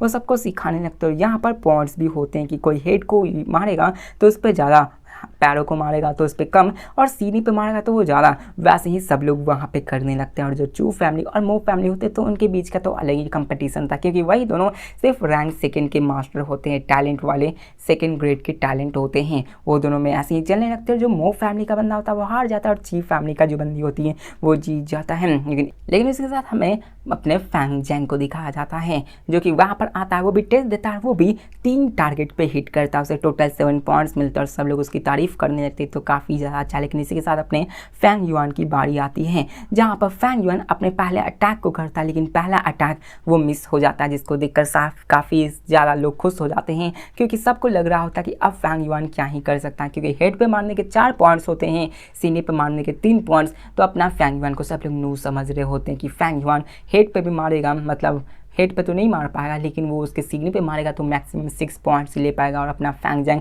जीत जाएगा। और फैंग जंग में यहाँ पे कह सकते हो कि बहुत ज़्यादा खुश होता है कि इस बार मैं ही जीत चुका हूँ। लेकिन यहाँ पे हमें दिखाया जाता है फैंग युआन को, जो कि लगातार 2 अटैक करता है और वहाँ पर वो सीधे हेड पे जाके लगती है और अपने फैंग युआन को 8 पॉइंट्स मिलता है, वो फर्स्ट रैंक आता है। इसको देखकर वहाँ पे वो हैरान हो जाता है। वो अपने एल्डर से कहता है कि एल्डर ऐसा नहीं हो सकता, उसे 8 पॉइंट कैसे दिया जा सकता। लेकिन वो क्वालिफाई करते कि देखो इसने 2 बार हिट की और ये दोनों सर को जाकर लगी, जिसको देखकर तो वो उसका भाई पूरी तरीके से सदमे से चला जाता कि आखिरकार इसका भाई इतना ज़्यादा टैलेंटेड कैसे हो सकता है। उसका फैंग युआन आता है अपने फैंग जन से कहता है कि तुम्हारे एक्सप्रेशंस तो बहुत ही ज़्यादा अगली हैं, तुम कितने ही बेवकूफ़ हो मेरे छोटे भाई, और तुम यहाँ पे ज़रूर सनलाइट लेने की कोशिश करोगे, जिसके साथ उसे अपनी फर्स्ट प्लेस की रिवॉर्ड मिलती है। और सारे लोग उसके बारे में बात करने लगते हैं कि फैंग जेंग वहाँ पे क्या ही करेगा, वो सेकंड रैंक पे है, वहीं पे अपने फैंग युआन उसके पास ज़रूर उसका लक होगा कि उसने दोनों चीज़ों में फर्स्ट रैंक हासिल कर ली। जिसके साथ वहाँ पे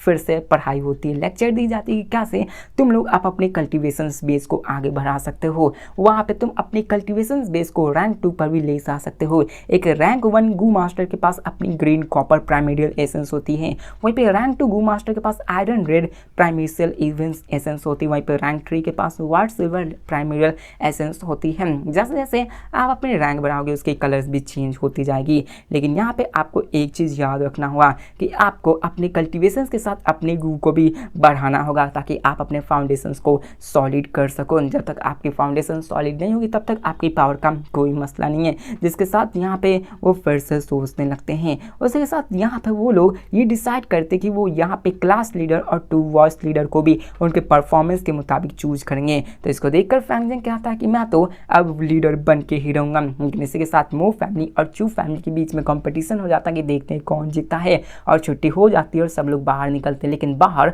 हमारा फैंग युआन वेट कर रहा होता है उन सभी का, और वो उन सभी के आते ही वहाँ पे कहता है कि तो तुम सब आ चुके हो। जिसको देखकर बंदे कहता है कि आखिरकार ये गेट पे क्या कर रहा है, और वो उसका मजाक उड़ाने लगते हैं। लेकिन फैंग युआन उनमें से एक बंदे को बहुत ही जोर से पंच मारता है और वो वहाँ पे कहता है कि देखो मैं तुम सबसे साफ साफ कह रहा हूँ, मैं यहाँ पे आया हूँ ताकि मैं तुम सभी को लूट सकूँ, चलो अब पैसे निकालो। लेकिन वहाँ पे बंदे आकर अपने फैंग युआन से लड़ना शुरू करते कि तुम ऐसे कैसे खुलेआम लूट सकते हो। लेकिन वहाँ पर वो कुछ बोल पाता, अपना फैंग युआन उसको भी मारता है, उसको भी वहीं पे धूल चढ़ा देता है। जिसको देखकर सारे स्टूडेंट को गुस्सा आता है और वो सभी अपने फैंग जेंग पे मतलब फैंग युआन पे अटैक कर देते हैं। लेकिन अपना अकेला फैंग युआन ही उन सभी बच्चों को वहीं पे धूल चटा देता है, कोई भी उसके सामने नहीं टिक पाता। जो भी आता है वो उन सभी को वहाँ पे बेहोश कर देता है, उन सबको बहुत ही बुरी तरीके से मारता है, यहाँ तक कि वो लेडीज़ को भी नहीं छोड़ता। ऊपर से हेड मास्टर ये सभी देख रहे होते हैं, लेकिन वो उनको रोकते नहीं है। इसी के साथ उसका भाई भी आता है, लेकिन अपना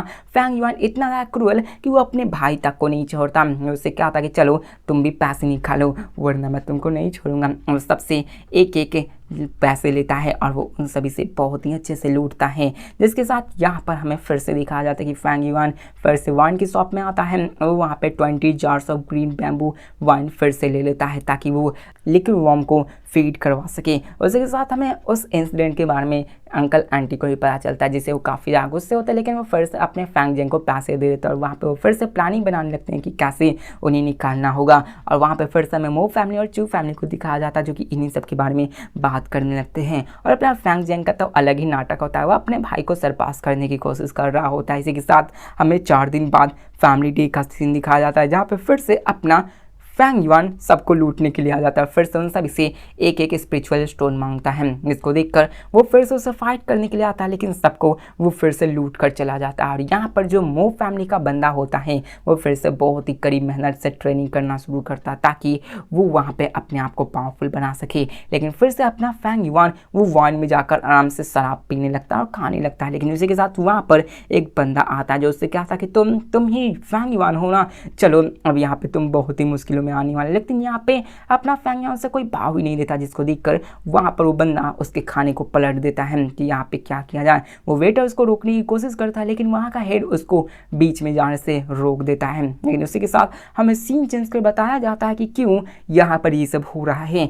असल में मो फैमिली की जो मैडम होती है, जो कि सेकेंड रैंक की मिडल गू स्टेज मास्टर होती है, जिसका नाम गुयू मोयान होता है, वो वापस आ चुकी होती है। और जो वापस आई हुई होती है तो वो अपने भाई की बिगड़ी हुई हालत देखती है कि कैसे उसके चेहरे की ऐसी बुरी हालत हो चुकी है और वो वहाँ पे अपने फैंग युआन की तस्वीर देखता है जिसपे कि अपना वो बंदा उस पर पंच मारकर बदला ले रहा होता है। उसी के साथ वहाँ पर फैंग मोयू अपने एल्डर से मिलने के लिए जाती है और डायरेक्टली उसके रूम में चली जाती है और वहाँ पे उन दोनों के बीच में बातें होने लगती है और यहाँ पर उसका फैमिली हेड उससे पूछता है कि बताओ आखिरकार तुम्हें जो मैंने मिशन दिया था वो कंप्लीट हुआ या फिर नहीं। तो वो उसे बताती कि हाँ मैंने कंप्लीट की, मैंने वहाँ पर रिसर्च की और मुझे पता चला कि जो वुल्फ डेन है वो ऑलमोस्ट फुल हो चुकी है। जो उनकी कल्टिवेशन की ब्रीडिंग स्पीड है वो यहाँ पर 1 साल के बाद ही अटैक कर सकते हैं, मतलब अगले साल ही अटैक करने के चांसेस हो सकते हैं।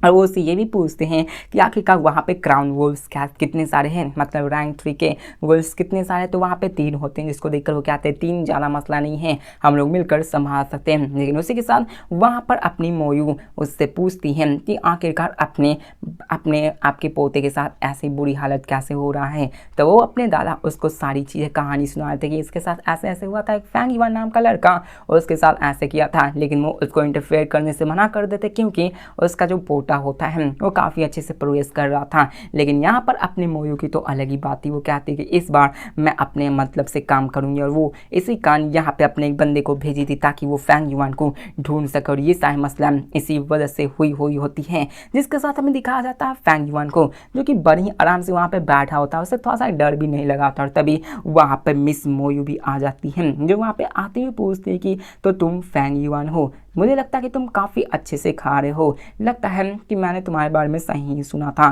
कि तुम यहाँ पे खा लो, मैं तुम्हें बाद में पीटूंगी। लेकिन वहाँ पे फैंग युआन बस कॉन्फिडेंट होते हुए ये कहता है कि तुम्हें किसने कहा कि मैं ही फैंग युआन हूँ, जिसको देखकर वहाँ पर वो अपने सर्वेंट की तरफ घूर कर देखने लगती है कि क्या तुमने मुझसे गलत बताया। अब यहाँ पे वो गार्ड उसे सारी चीज़ें बता देती हैं कि कैसे यहाँ पर यही फैंग युआन है, मतलब इसका 2 भाई है, वो उसे बता देती है लेकिन दोनों एक जैसे दिखते हैं। लेकिन वो ये भी कहते हुए कहता है कि देखिए इसके पास वो थाला है जिसमें कि स्पिरिचुअल स्टोन से जिसने कि इसने आज ही लूटा और यही फैंग युआन है। लेकिन यहाँ पर वो लेडी अपने फैंग युआन को धमकाते हुए कहती है कि तो फैंग युआन वो तुम ही हो, चलो अपने बैग को खोलो और मुझे दिखाओ उसमें क्या है। लेकिन यहाँ पर फैंग युआन वहाँ पे बड़ी ही कॉन्फिडेंट होते हुए कहता है कि यहाँ पर तुम ये सभी क्यों इतना कॉम्प्लिकेटेड बना रहे हो, तुम यहाँ पे फैंग युआन को ही ना ढूंढने आए हो, तो चलो मैं तुम्हें उसके पास ले जा सकता हूँ, उसके डॉम में वहीं पे फैंग युआन तुम्हें मिल जाएगा। जिसको देखकर वो लेडी को भी विश्वास हो जाता है कि यहाँ पर ये बंदा सच सच बोल रहा है, क्योंकि उसे यकीन नहीं होता कि इतने सारे बंदों के सामने, इतने पावरफुल बंदों के सामने ये एक छोटा सा बच्चा अपने आप को इतने कॉन्फिडेंट तरीके से जवाब दिलवा सकता है। मतलब फैंग युआन कुछ ज़्यादा ही शांत होकर उसे जवाब दिया था, जिसकी वजह से उसको भी यकीन होता है और वो लोग वहाँ पे चलना शुरू कर देते और वो स्कूल के डॉर्मिनेटरी में आ जाते हैं। जिसके साथ वहाँ पर वो आगे बढ़ना शुरू करते हैं, जहाँ पे गार्ड्स उसे रोकते हैं कि देखिए आप अंदर नहीं जा सकते, सिर्फ एकेडमी के स्टूडेंट्स ही अंदर जा सकते, जिसकी वजह से उन्हें भी रुकना पड़ता है और अपना फैंग युआन फाइनली वहाँ पे गेट के अंदर चला जाता है। जिसके साथ दिखाया जाता है कि वहाँ पर वो अपने फैंग युआन से पूछती कि बताओ वो वहाँ पे पर्सन कहाँ है। तो वहाँ पे फैंग युआन जब गेट के अंदर जा चुका था तो बस इतना बोलता है कि तुम जिस बंदे को ढूंढ रहे हो वो तो मैं ही हूँ ना, उससे तो तुम ढूंढ रही हो ना। तो वो कहती है कि मैं फैंग युआन को ढूंढ रही है। लेकिन यहाँ पर अपना फैंग युआन उसकी तरफ मुड़ते हुए कहता है कि तुमने मतलब मैंने कब कहा कि मैं ही फैंग युआन नहीं हूँ। मतलब कि जब वहाँ पे बार के अंदर जब फैंग युआन ने कहा तो उसने बस इतना ही कहा कि तुमसे किसने कहा कि मैं फैंग युआन हूँ। मतलब कि उसने ये तो नहीं कहा कि मैं फैंग युआन नहीं हूँ, बस इसने पूछा कि आखिरकार किसने कहा कि मैं फैंग युआन हूँ। और वो इस डॉर्मिनेटरी के अंदर आने के बाद कहता है कि मैंने कब कहा कि मैं फैंग युआन नहीं हूँ। जिसको देखकर वो लेडी को काफ़ी ज़्यादा गुस्सा आने लगता है और वो अपने फैंग युआन पर अटैक करने लगती है। लेकिन तभी वहाँ पर फैंग युआन उससे मुस्कुराते हुए कहता है कि मोयान तुम्हें बहुत ही अच्छे से सोचना चाहिए, तुम स्कूल के अंदर एकेडमी के अंदर किसी भी स्टूडेंट पर हाथ नहीं उठा सकते, वरना तुम्हें पता ना तुम्हारे फैमिलीज को बर्बाद कर दिया जाएगा, तुम यहाँ पे कुछ भी नहीं कर सकते। मतलब कि यहाँ पर फैंग युआन उन्हें धमकी देता है कि देखो तुम मेरे सामने होकर भी मेरा कुछ नहीं बिगाड़ सकती। वो उसको प्रवोक करने लगता है कि अगर तुम्हारे पास हिम्मत है तो आओ। लेकिन वो लेडी भी कुछ नहीं कर सकती, उसे महसूस होता है कि उसके सामने ही फैंग युआन है लेकिन वो उसका कुछ नहीं कर सकती, क्योंकि अगर उसने कुछ किया तो उसके पूरे फैमिली को इसका जिम्मेदार भुगतना पड़ेगा। जिसके साथ फैंग युआन उसके सामने ही जाकर बैठकर कल्टिवेशन करना शुरू करता है, जिसको देखकर उसे काफ़ी ज़्यादा गुस्सा आने लगता है और भला बुला कहने लगता है। लेकिन तभी वो वहाँ पे उसका जो होता है नौकर, वो भी रैंक 2 का मास्टर होता है, मतलब वो भी रैंक 1 के पीक स्टेज का मास्टर होता है। वो वहाँ पर रुकते हुए कहता कि मास्टर मोयुन आप यहाँ से जाइए, मैं इसका देखूंगा। जिसके साथ अपना फैंग युआन वहाँ पे कल्टीवेशंस करना शुरू करता है, अपने मून ब्लेड को वहाँ पे बढ़ाना शुरू करता है। वो अपने प्राइमोरियल एसेंस को लेवल अप कराने की कोशिश करने लगता है ताकि वो उससे फाइट कर सके, और वो वहाँ पे उसमें कामयाब भी हो जाता है। और तभी वो बाहर निकलता है, वहाँ पे नौकर खड़ा होता है, जिसके साथ में दिखाया जाता है कि वहाँ पर वो उसके सामने फिर से कल्टीवेशंस करता है, वहाँ पे अपने उस क्रिस्टल एनर्जी के अंदर से वहाँ पे पावर्स को एब्जॉर्ब करता है। जिसके साथ यहाँ पे वो अपने मन में सोचते हुए कहता है कि मैं एक 3rd क्लास का टैलेंट हूँ और मैंने एक नाइट में 3 स्पिरिचुअल स्टोन से ज़्यादा नहीं यूज़ कर सकता हूँ और मेरे पास ज़्यादा टाइम भी नहीं है। जिसके साथ फैंग युआन वहाँ से बाहर निकलता है और वहाँ पर नौकर अपने फैंग युआन की तरफ देखते हुए कहता है कि मैंने तुम्हारी वजह से बहुत सहा, चलो अब तुम्हें इसका बदला देना है। लेकिन यहाँ पर वो मौके को देखकर अपना फैंग युआन सबसे पहले उस पर अटैक करता है और वहाँ पे अटैक करते ही पहले वो उसको वाइटल पॉइंट पे हिट करता है, जिससे कि वो जख्मी हो जाता है और यहाँ पे उन दोनों के बीच में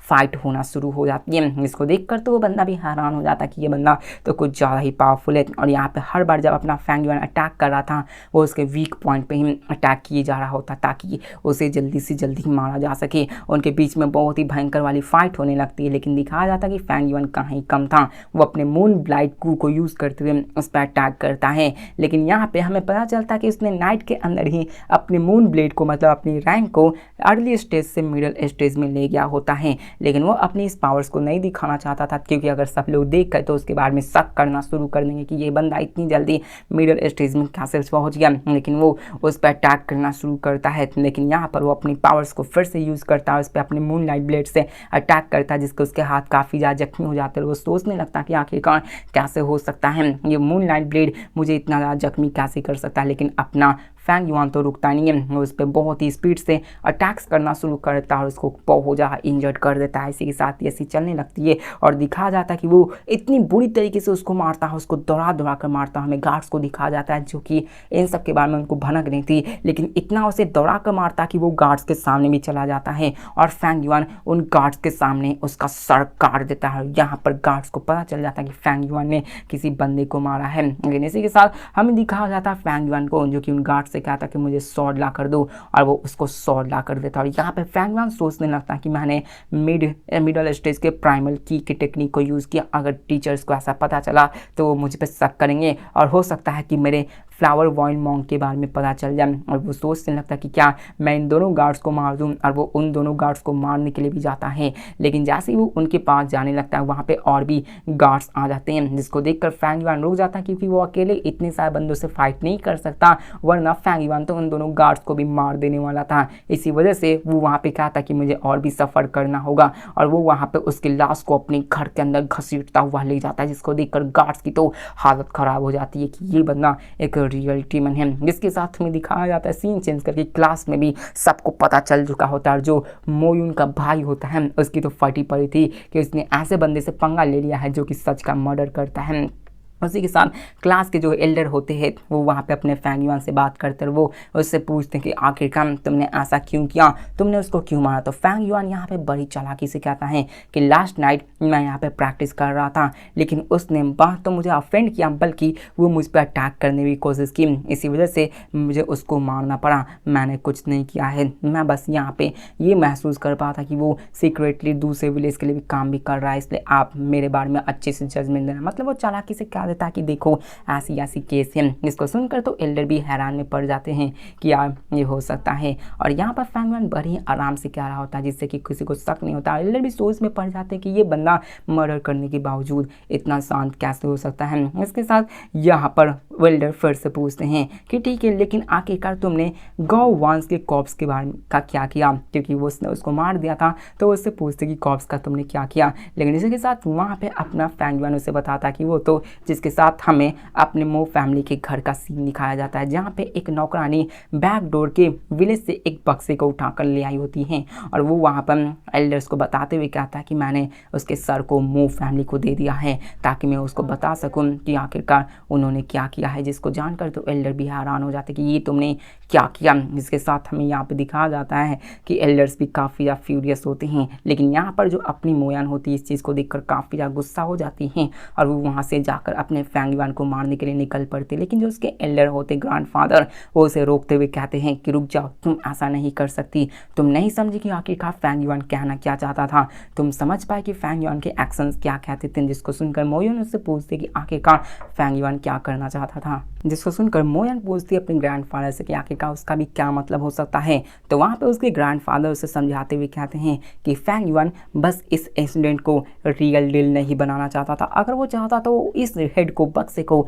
फ्रंट डोर पे भी रख सकता था, लेकिन उसने बैक डोर पे रखा। तुम्हें पता है क्यों? तो वो पूछते कि क्या हो सकता है, और वो उसे कहते लगती है कि वो बस यहाँ पे हमें प्रोवोक करने की कोशिश कर रहा है और वो हमसे कंपनसेट लेने की कोशिश कर रहा है। लेकिन यहाँ पर वो उसे समझाते हुए कहते कि देखो इस बक्से के अंदर इसमें सिर्फ उस हेड उस कॉप्स के छोटे से पीस को ही रखा जा सकता है। वो बस हमें बताने की कोशिश कर रहा है कि वो इस मसले को बड़ा मसला नहीं करना चाहता। अगर यहाँ पर वो इस इंसिडेंट्स को बढ़ाना चाहता तो वो फ्रंट डोर पे रखता है, लेकिन वो ये कहना चाहता है कि हम इस मसले को यहीं पे दबा देना चाहिए, क्योंकि अगर यहाँ पे असल डील की बात करें तो वो इसको और भी बढ़ा सकता है। वो उसे समझाते हुए कहती है कि हमें यहीं पे इसको दबा कर रख देना चाहिए। लेकिन वहाँ पर मोयन कहती है आखिरकार वो छोटा सा बच्चा इतना सब कैसे सोच सकता है। तो उसके ग्रैंडफादर कहते हैं कि उसका यही मतलब है, फैंग युआन वो एक जीनियस हुआ करता था, उसको हम ओवर एस्टिमेट नहीं कर सकते हैं, क्योंकि वो बचपन से ही ऐसा रहा था। और उसके कहानी के बारे में बताने लगता है कि वो बंदा किसी को मार सकता है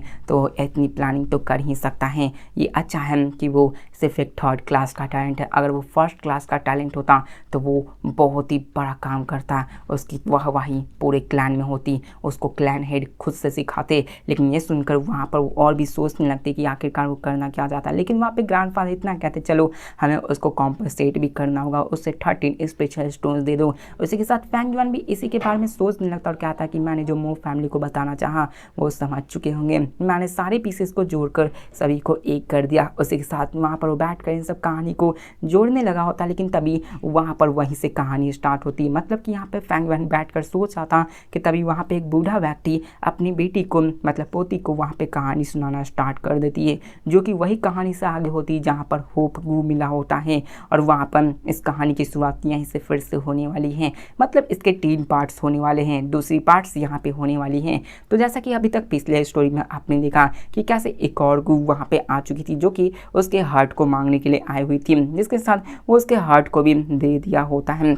उसके पास विजडम गू भी होती है, लेकिन साथ वहाँ पे वो होप गू कहती है कि यहाँ पे होप हमेशा रहती है। वो उसे बताता है कि अगर तुम अपनी लाइफ को वापस चाहते हो तो तुम्हें लॉन्गिविटी गू को हासिल करना होगा। लॉन्गिविटी गू मतलब आप अपने एज को और भी बढ़ा सकते हो, वो बुढ़ा से फिर से जवान हो सकता है। वहाँ पर उससे पूछता कि आखिरकार मैं उसे कैसे पा सकता हूँ, तो उसे सीक्रेट बताता कि यहाँ पे नॉर्थ वेस्ट में एक माउंटेन है, वहाँ पर एक माउंटेन के अंदर केव है, उस केव के अंदर 2 पेयर ऑफ स्क्वायर गुवा मौजूद हैं। जब तक तुम उन्हें अपना बना लोगे वो किसी भी को भी अपने वर्ल्ड के अंदर पकड़ कर ला सकते हैं, और वो लॉन्गिटिविटी गू को भी तुम्हारे पास ला सकते हैं। मतलब यहाँ पे हमें उन दोनों गू के बारे में बताया नहीं जाता कि वो कौन से गू है, बस इतना बताया जाता है कि अगर आपने उसको अपना बना लिया तो यहाँ पे किसी चीज़ को भी कर सकते हैं, वो किसी भी गू को पकड़ सकते, चाहे वो कितना स्पीड क्यों ना हो। और वो उसी की तलाश में वहाँ से निकल पड़ता, लेकिन जब वहाँ पे जाता तो कंप्लीट अंधेरा होता है। वो अंदर जाना शुरू करता है, लेकिन तभी वहाँ पे वही गू उससे कहता है कि ह्यूमन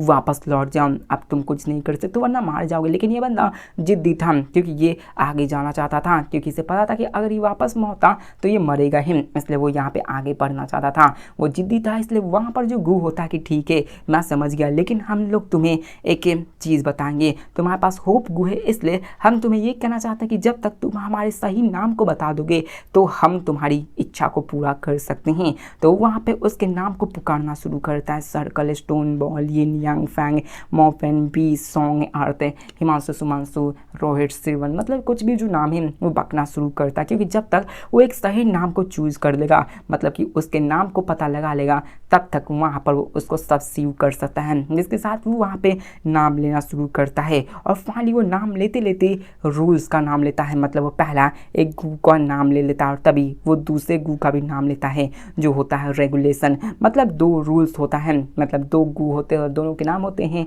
रूल्स और रेगुलेशंस, और वो गू फाइनली इस बंदे का हो जाता है। इसके साथ वो वहाँ पे पहला ऑर्डर देता है कि सबसे पहले लॉन्गेविटी गू को पकड़ कर ले आओ। मतलब इसे वहाँ पे कहता है कि देखो ह्यूमंस, तुमने तो हमारे नाम को पता लगा लिया, लेकिन तुम्हें कभी भी हमारे नाम को दूसरों को नहीं बताना होगा, वरना हम तुम्हारे विश को कंप्लीट नहीं कर पाएंगे। और वहाँ पर सबसे पहले वो लॉन्गेविटी गू को ले आते हैं, जिससे कि वो बंदा जवान हो जाता है और कहानी फिर से यहीं पे ख़त्म हो जाती है। और यहाँ पर अपना फैंग जेन मतलब फैंग युआन इसी कहानी के बारे में सोचने लगता कि कैसे उस बंदे को इतनी सब मिली। उसके पास विजडम गू थी, उसके पास रूल्स एंड रेगुलेशंस आ गए थे रेगुलेशंस, उसके साथ उसको लॉन्गिविटी गू आ चुकी थी। वो क्यों? वो एक ही गू की वजह से, होप गू एक ऐसी चीज़ थी जो कि आपको आशा दिला रखती है, आपके मरते समय तक आपको ये आशा दिलाएगी कि आप ऐसा कर सकते हो। इसी वजह से उसने हासिल की। और यहाँ पर वो सोचता है कि मुझे भी इसी दोनों रूल्स एंड रेगुलेशंस को मास्टर करना होगा। मतलब यहाँ पे वो उसको मास्टर करने की कोशिश नहीं, बल्कि वो अपनी खुद की एक रूल्स एंड रेगुलेशंस बनाए। वो कहता है कि जब तक मैं अपनी खुद की रूल्स एंड रेगुलेशंस बनाऊंगा मुझे कोई भी नहीं रोक सकता। इसी के साथ हमें सीन चेंज कर एक मुसाफिर को दिखाया जाता है, जहाँ पर वो एक पेड़ पे बैठा हुआ होता है। वो किसी जगह आकर कहता है कि फाइनली हम यहाँ आ चुके थे और कहानी एक नए मोड़ पे मुड़ने वाली है। जिसके साथ हमें यहाँ पे दिखाया जाता है कि कुछ बंदे वहाँ पे अपने कारवान को लेकर अपने गू विलेज में आए हुए होते ताकि वो ट्रेडिंग कर सके, और सभी वहाँ पे फाइनली आते हैं। और यहाँ पर कारवान का मास्टर जिया फा होता है, जो कि अपने ओल्ड जिया से मिलने के लिए आता है, मतलब अपने ग्रैंड एल्डर गूबो से मिलने के लिए आते हैं। और इन दोनों के बीच में काफ़ी अच्छा रिश्ता होता है। और ये जियाफू होता है, ये भी एक रैंक 4 का मास्टर होता है। ग्रैंड एल्डर गूबो वो भी रैंक 4 का मास्टर होता है, जिसके साथ दोनों में बातें होती है। वहाँ पर कारवान लग जाता है और वहाँ पर ट्रेडिंग चलना शुरू हो जाती है। वहाँ पर कई सारे बंदे शॉपिंग कर रहे होते हैं। इसी के साथ अपना गू मतलब अपना फैंग ज्ञान सोचता है कि मुझे यहाँ पे पैसे की ज़रूरत होगी, लेकिन यहाँ सबसे पहले पैसे के लिए उसे बहुत सारी चीज़ें ज़रूरत होगी। वो वहाँ पे सीधे गैम्बलिंग करने चला जाता है, जहाँ पे रॉक्स के अंदर आपको गू मिल सकते हैं। वो गू आपको मिले तो आप मालामाल हो जाओगे, क्योंकि गू की कीमत काफ़ी अच्छी खासी होती है। वहाँ पर आते ही कहता है कि मुझे अपने प्रीवियस लाइफ में याद है कि कैसे यहाँ पर एक बंदे ने इसी गू के अंदर से, मतलब इसी स्टोन्स के अंदर से एक गू को निकाला होता है, जो कि काफ़ी ज़्यादा महंगा होता है। इसे 500 में बेचा गया होता है, मुझे कैसे भी करके इसको लेना होगा। तभी वो यहाँ पे आया होता है। अब जैसे ही वहाँ पे आता है, वो लेडी कहती है कि आपको क्या चाहिए, तो वहाँ पे अपना फैंग जंग कहता है कि मुझे लेना चाहिए। वहाँ पे वो सबको चूज करने लगता है, अपनी कैलकुलेशंस को लगाकर अपनी प्रीवियस लाइफ को याद करता है कि कैसे उस बंदे ने किस तरह के चूज किए थे, और वो वहाँ पे उन सभी को चूज करता है। वहाँ पे कह सकते हो कि मैं डिटेल में नहीं जा रहा, बस ऊपर से बता रहा हूँ। अब यहाँ पे प्रीवियस लाइफ में उसे याद था कि उस बंदे ने किसी पर्पल टाइप के रॉक्स को लिया था, इसलिए वो भी यहाँ पे आता है और यहाँ पे पर्पल टाइप्स के लेना शुरू करता है। टोटल में उसने 7 मतलब 6 प्रीशियस स्टोन्स को चूज किया था, जो कि देखकर वो लेडीज़ भी हैरान हो जाती, क्योंकि इसके टोटल प्राइस 60 प्राइमोरियल स्टोन्स होते हैं, जो कि काफ़ी महंगा होता है किसी बंदों के लिए। और वो सोचते लगती है कि बंदा जिसे मैं फटीचर समझती थी तो सच का अमीर है, मैं इसको पटाने की कोशिश करूँगी। इसके साथ वो वहाँ पर लेडी कहती कि लाइए मास्टर, मैं इसको खोलने की कोशिश करती हूँ, लेकिन वहाँ पर अपना फैंग युआन उसको अपने हाथों से खोलता है, जिसके साथ सारे लोग बातें करने लगते हैं कि ये बंदा तो कुछ ज़्यादा ही अमीर फैमिली का लगता है, जो कि इतने स्टोन्स को खर्च करने के लिए तैयार है। जिसके साथ वहाँ पे फैंग युआन स्टोन्स को खोलना शुरू करता है, और उसको खोलते खोलते देखता है क्या कि वहाँ पर शुरुआत में तो कुछ निकलता नहीं, सेकेंड अटैम्प्ट थर्ड अटैम्प्ट के साथ वहाँ पे कुछ भी निकलता, और फोर्थ अटैम्प्ट में वहाँ पे निकलने वाला था, लेकिन वो भी फेल हो जाता है। और जब वो फिफ्थ में जाता है, उसको खोलने लगता है, तो वहाँ पे पीछे एक बंदा आता है, जो कि उससे कहता कि बच्चे मुझे ये अपना स्टोन दे दो, मैं इसको खरीदना चाहता हूँ। जिसको देखकर वहाँ पे सारे लोग उसको ग्रीट करते हैं, और हमें पता चलता है कि ये उसी कैरवन का लीडर का हंगर हाफ ब्लडर होता है, जिसका नाम गैम्बलिंग देन शॉपकीपर जिया जी सेंग होता है। इसके बारे में याद रखना, क्योंकि ये कुछ चैप्टर्स तक मेन कैरेक्टर्स के साथ ही होने वाला है। वो जिया सेंग आते ही अपने फैंग यान से कहता है कि मैं अच्छे मूड में हूँ, इसलिए तुम मुझे ये स्टोन 40 प्राइमोरियल स्टोन में दे दो। लेकिन अपना फैंग यान उसे सीधे मना कर देता है, लेकिन वो मानता नहीं है। लेकिन अपना फैंग यान उसको नहीं देता, और वो उसको अपने सामने ओपन करता है। और जैसे ही वहाँ पे उसको ओपन करता है, तो उसमें से एक गू मिलता है, जो कि फ्रॉग गू होता है, जिसको देखकर सारे लोग हैरान हो जाते हैं। और वो वहाँ पे मरा हुआ नहीं, बल्कि एक लिविंग गू होता है, जिसको देखकर यार वो पूरी तरीके से हैरान हो जाते हैं, क्योंकि ये रैंक 1 नहीं बल्कि रैंक 2 का गू होता है, जिसे मड स्किन टोड कहा जाता है और इसे बेचा जाए तो इसको 500 में बेचा जा सकता है। इसी के साथ वो सोचने लगता है कि इसको तो प्राइस क्या ही पता होगा और वो उसे 100 में बेचने की सोचता है। लेकिन अपना फैंग युआन कहता है कि मुझे बेवकूफ़ बनाने की कोशिश मत करो, इसे मैं आराम से 500 में बेच सकता हूँ। लेकिन इसी के साथ वहाँ से वो चला जाता है। लेकिन वो आखिरी में जो 6 स्टोन से तो उसमें 5 ही को तोड़े होते हैं, जिसमें से वो फ्रॉग निकला होता है, तो उसका लास्ट में 6 स्टोन बचा होता है, जिसको देखकर वो लेडी कहती है यंग मास्टर एक और बचा है तो आप उसको तोड़ सकते हो। लेकिन वो वहाँ से सीधे निकल जाता है। उसी के साथ वो घर आके अपने 6ठे स्टोन को भी तोड़ता है, जिसमें से कुछ नहीं निकलता है, जिसको देखकर वो कहता है कि ये एक्सपेक्टिंग था, आखिरकार 6 में से 2 कैसे निकल सकते हैं, एक ही मेरा इतना अच्छा लक बना के रखा है। इसी के साथ हमें सीन चेंज कर अगले दिन का सीन दिखाया जाता है, जहाँ पर वो आता है ताकि वो ग्रासेस को आकर खरीद सके, लेकिन उसमें लेट होता है, जिसकी वजह से वो एक अंदर कारवान में जाता है जहाँ पे उसे वाइन मिलती है और वो वहाँ पे वाइन पीने लगता है। लेकिन वाइन पीते समय वो वहाँ पे अपने लिक्विड वाइन को निकालता है, जिसको देखकर वो बंदा कहता कि ओह ये तो लिक्विड वॉर्म है, और वो अपने फैंग युआन से पूछने लगता है कि क्या आप इस लिक्विड वॉर्म को बेच सकते हो। तो वहाँ पर अपना फैंग युआन उसे सिंपली मना करता कि नहीं, और वो सीधे निकल जाता है। लेकिन असल में आपको ये सभी एक प्लान का पार्ट ही दिखेगा। ऐसा मैं क्यों कह रहा हूँ, वैसे स्पॉइलर नहीं देता हूँ क्योंकि नेक्स्ट एपिसोड में जो कि आपको आगे ही पता ही चली जाएगी, जिसके साथ यहाँ पे ऐसे ही नौटंकी होने लगती है और हमें सीन चेंज कर दिखाया जाता है जिया सेंग को, जो कि एक बंदे के साथ स्कैम कर चुका था और उसे लूटने की कोशिश करता है। लेकिन वहाँ पर ऐसे ही बहाने होते हैं क्योंकि वहाँ पर अपने जिया सेंग ने लूटे होते, तो वहाँ पर सब लोग उसकी बुराई करने लगते हैं। लेकिन इसका बड़ा भाई आता है, मैटल को सॉल्व करता है और वहाँ से चला जाता है। इसके बाद हमें दिखाया जाता है जिया सेंग को, जो कि अपने बड़े भाई से काफ़ी ज़्यादा गुस्सा होता है क्योंकि उसने सबके सामने उसको बेइज्जती कर दी होती है, क्योंकि अपने बड़े भाई के लिए बिजनेस से जहाँ कोई भी मैटर नहीं कर सकता, इसलिए वो यहाँ पे आके विल्ला होता है। लेकिन हमें यहाँ पे अपने फैंग युआन को दिखाया जाता, जो आते ही कहता है कि क्या तुम अपने बड़े भाई से बदला लेना चाहते हो, जिसको देखकर उसे गुस्सा आता कि तुम तो वही हो ना जिसके पास वो मड स्किन टो रहा था, तुम ऐसे कैसे आ सकते हो। और वो उस पर शक करने लगता कि तुम मेरे बड़े भाई के स्पाई हो सकते हो। लेकिन यहाँ पर वो कहता है कि अगर ऐसा है तो मैं जा सकता हूँ, लेकिन मुझे अच्छे से पता है कि तुम्हें क्या चाहिए और मैं प्रूव कर सकता हूँ। और उसके कानों में कुछ कहता है, लेकिन ये सुनकर वहाँ पर अपना फैंग जिया सेंग कहता है कि तुम सच तो कह रहे हो ना, तुम अपने मेरे भाई के द्वारा तो नहीं भेजे गए हो ना। तो वहाँ पे फैंग युआन कहता है कि विश्वास तुम्हें करना है, वैसे भी मैं तुम्हारे भाई की तरफ से नहीं आया हूँ। जिसको देखकर वहाँ पे अपना जिया सेंग उसके पीछे जाने लगता है। लेकिन जो वेटर होता है जिसने कि अपने फैंग युआन के उसी वाइन देते समय लिक्विड वॉर्म को देखा था, वो इन सारे नज़ारे को देखता कि कैसे वहाँ पर अपने जिया सेंग अपने फैंग युआन के पीछे जा रहे हैं। उसी के साथ वहाँ पर वो उसके पीछे जाते हुए कहता है कि चलो मैं इस गैम्बल लेने को तैयार हूँ। जिसके साथ वहाँ पे फैंग युआन उसे कहता कि ठीक है, लेकिन मैं इसमें 2000 प्राइमोर्डियल स्टोन्स लेने को तैयार हूँ। अब यहाँ पे क्या प्लान था ये तो हमें नहीं बताया जाता है क्योंकि अभी आगे पता चलेगी। जिसके साथ वो बंदा मान जाता है कि ठीक है, मैं तुम्हें 2000 प्राइमोर्डियल स्टोन्स देने को तैयार हूँ, क्योंकि यहाँ पर उसे कुछ चाहिए होती हैं। जिसके साथ वो उसको फॉलो करने को बोलता है और वो उस केव से पास करते हुए वो उसी जगह पे जाता है। असल में यहाँ पर फैंग युआन उसे इसलिए आ रहा था क्योंकि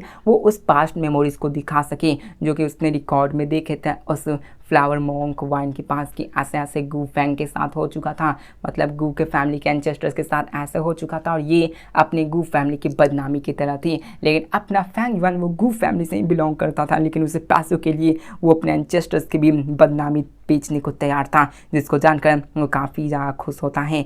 लेकिन दिखाया जाता है कि उनमें बातें होने लगती हैं कि यहाँ पे ये क्या करना चाहिए, ये सब क्या होनी चाहिए, और उनमें और भी बातें होने लगती है कि ज़रूर यहाँ पे कोई और खजाने हो सकते हैं। और वो अपने फैंग युआन से पूछता है, लेकिन फैंग युआन कहता है कि नहीं, यहाँ पे कोई भी खजाना नहीं था। लेकिन तभी यहाँ पे दिखाया जाता है कि जो इमेजेस थे ना वो सडनली बदल जाते हैं, और वहाँ पे बदलते ही वहाँ पे एक और इमेज होती है जो कि अभी तक वीडियो प्ले नहीं होती, और वहाँ पे फिर से वो वीडियो प्ले होती है। और वहाँ पे प्ले में वीडियो में वो फ्यूचर में फ्लावर वाइन मोंक कहता कि मैं फ्यूचर पर्सन से बात कर रहा हूँ, चाहे तुम कोई भी हो तुम मेरे सक्सेसर बन सकते हो, क्योंकि तुम ऐसे बंदे हो जिसने कि इस मेमोरी को बार बार लगातार चलाया है। जिसका मतलब ये हुआ कि तुम यहाँ पर हमारे बंदे जो कि गू मास्टर था, हेड था, उसके तुम बहुत ज़्यादा नफरत करते हो, मतलब तुम उस फैमिली से बिलोंग नहीं करते हो। मतलब हमें यहाँ पे पता चलता है कि अपने फैंग युआन ने उसे बहुत बार रिप्ले किया होता है, लगभग हज़ारों बार रिप्ले किया होता है, जिसकी वजह से यहाँ पर एक स्पेशल इफेक्ट जनरेट हुआ होता है। यहाँ पे पता चलता है कि इस जगह पर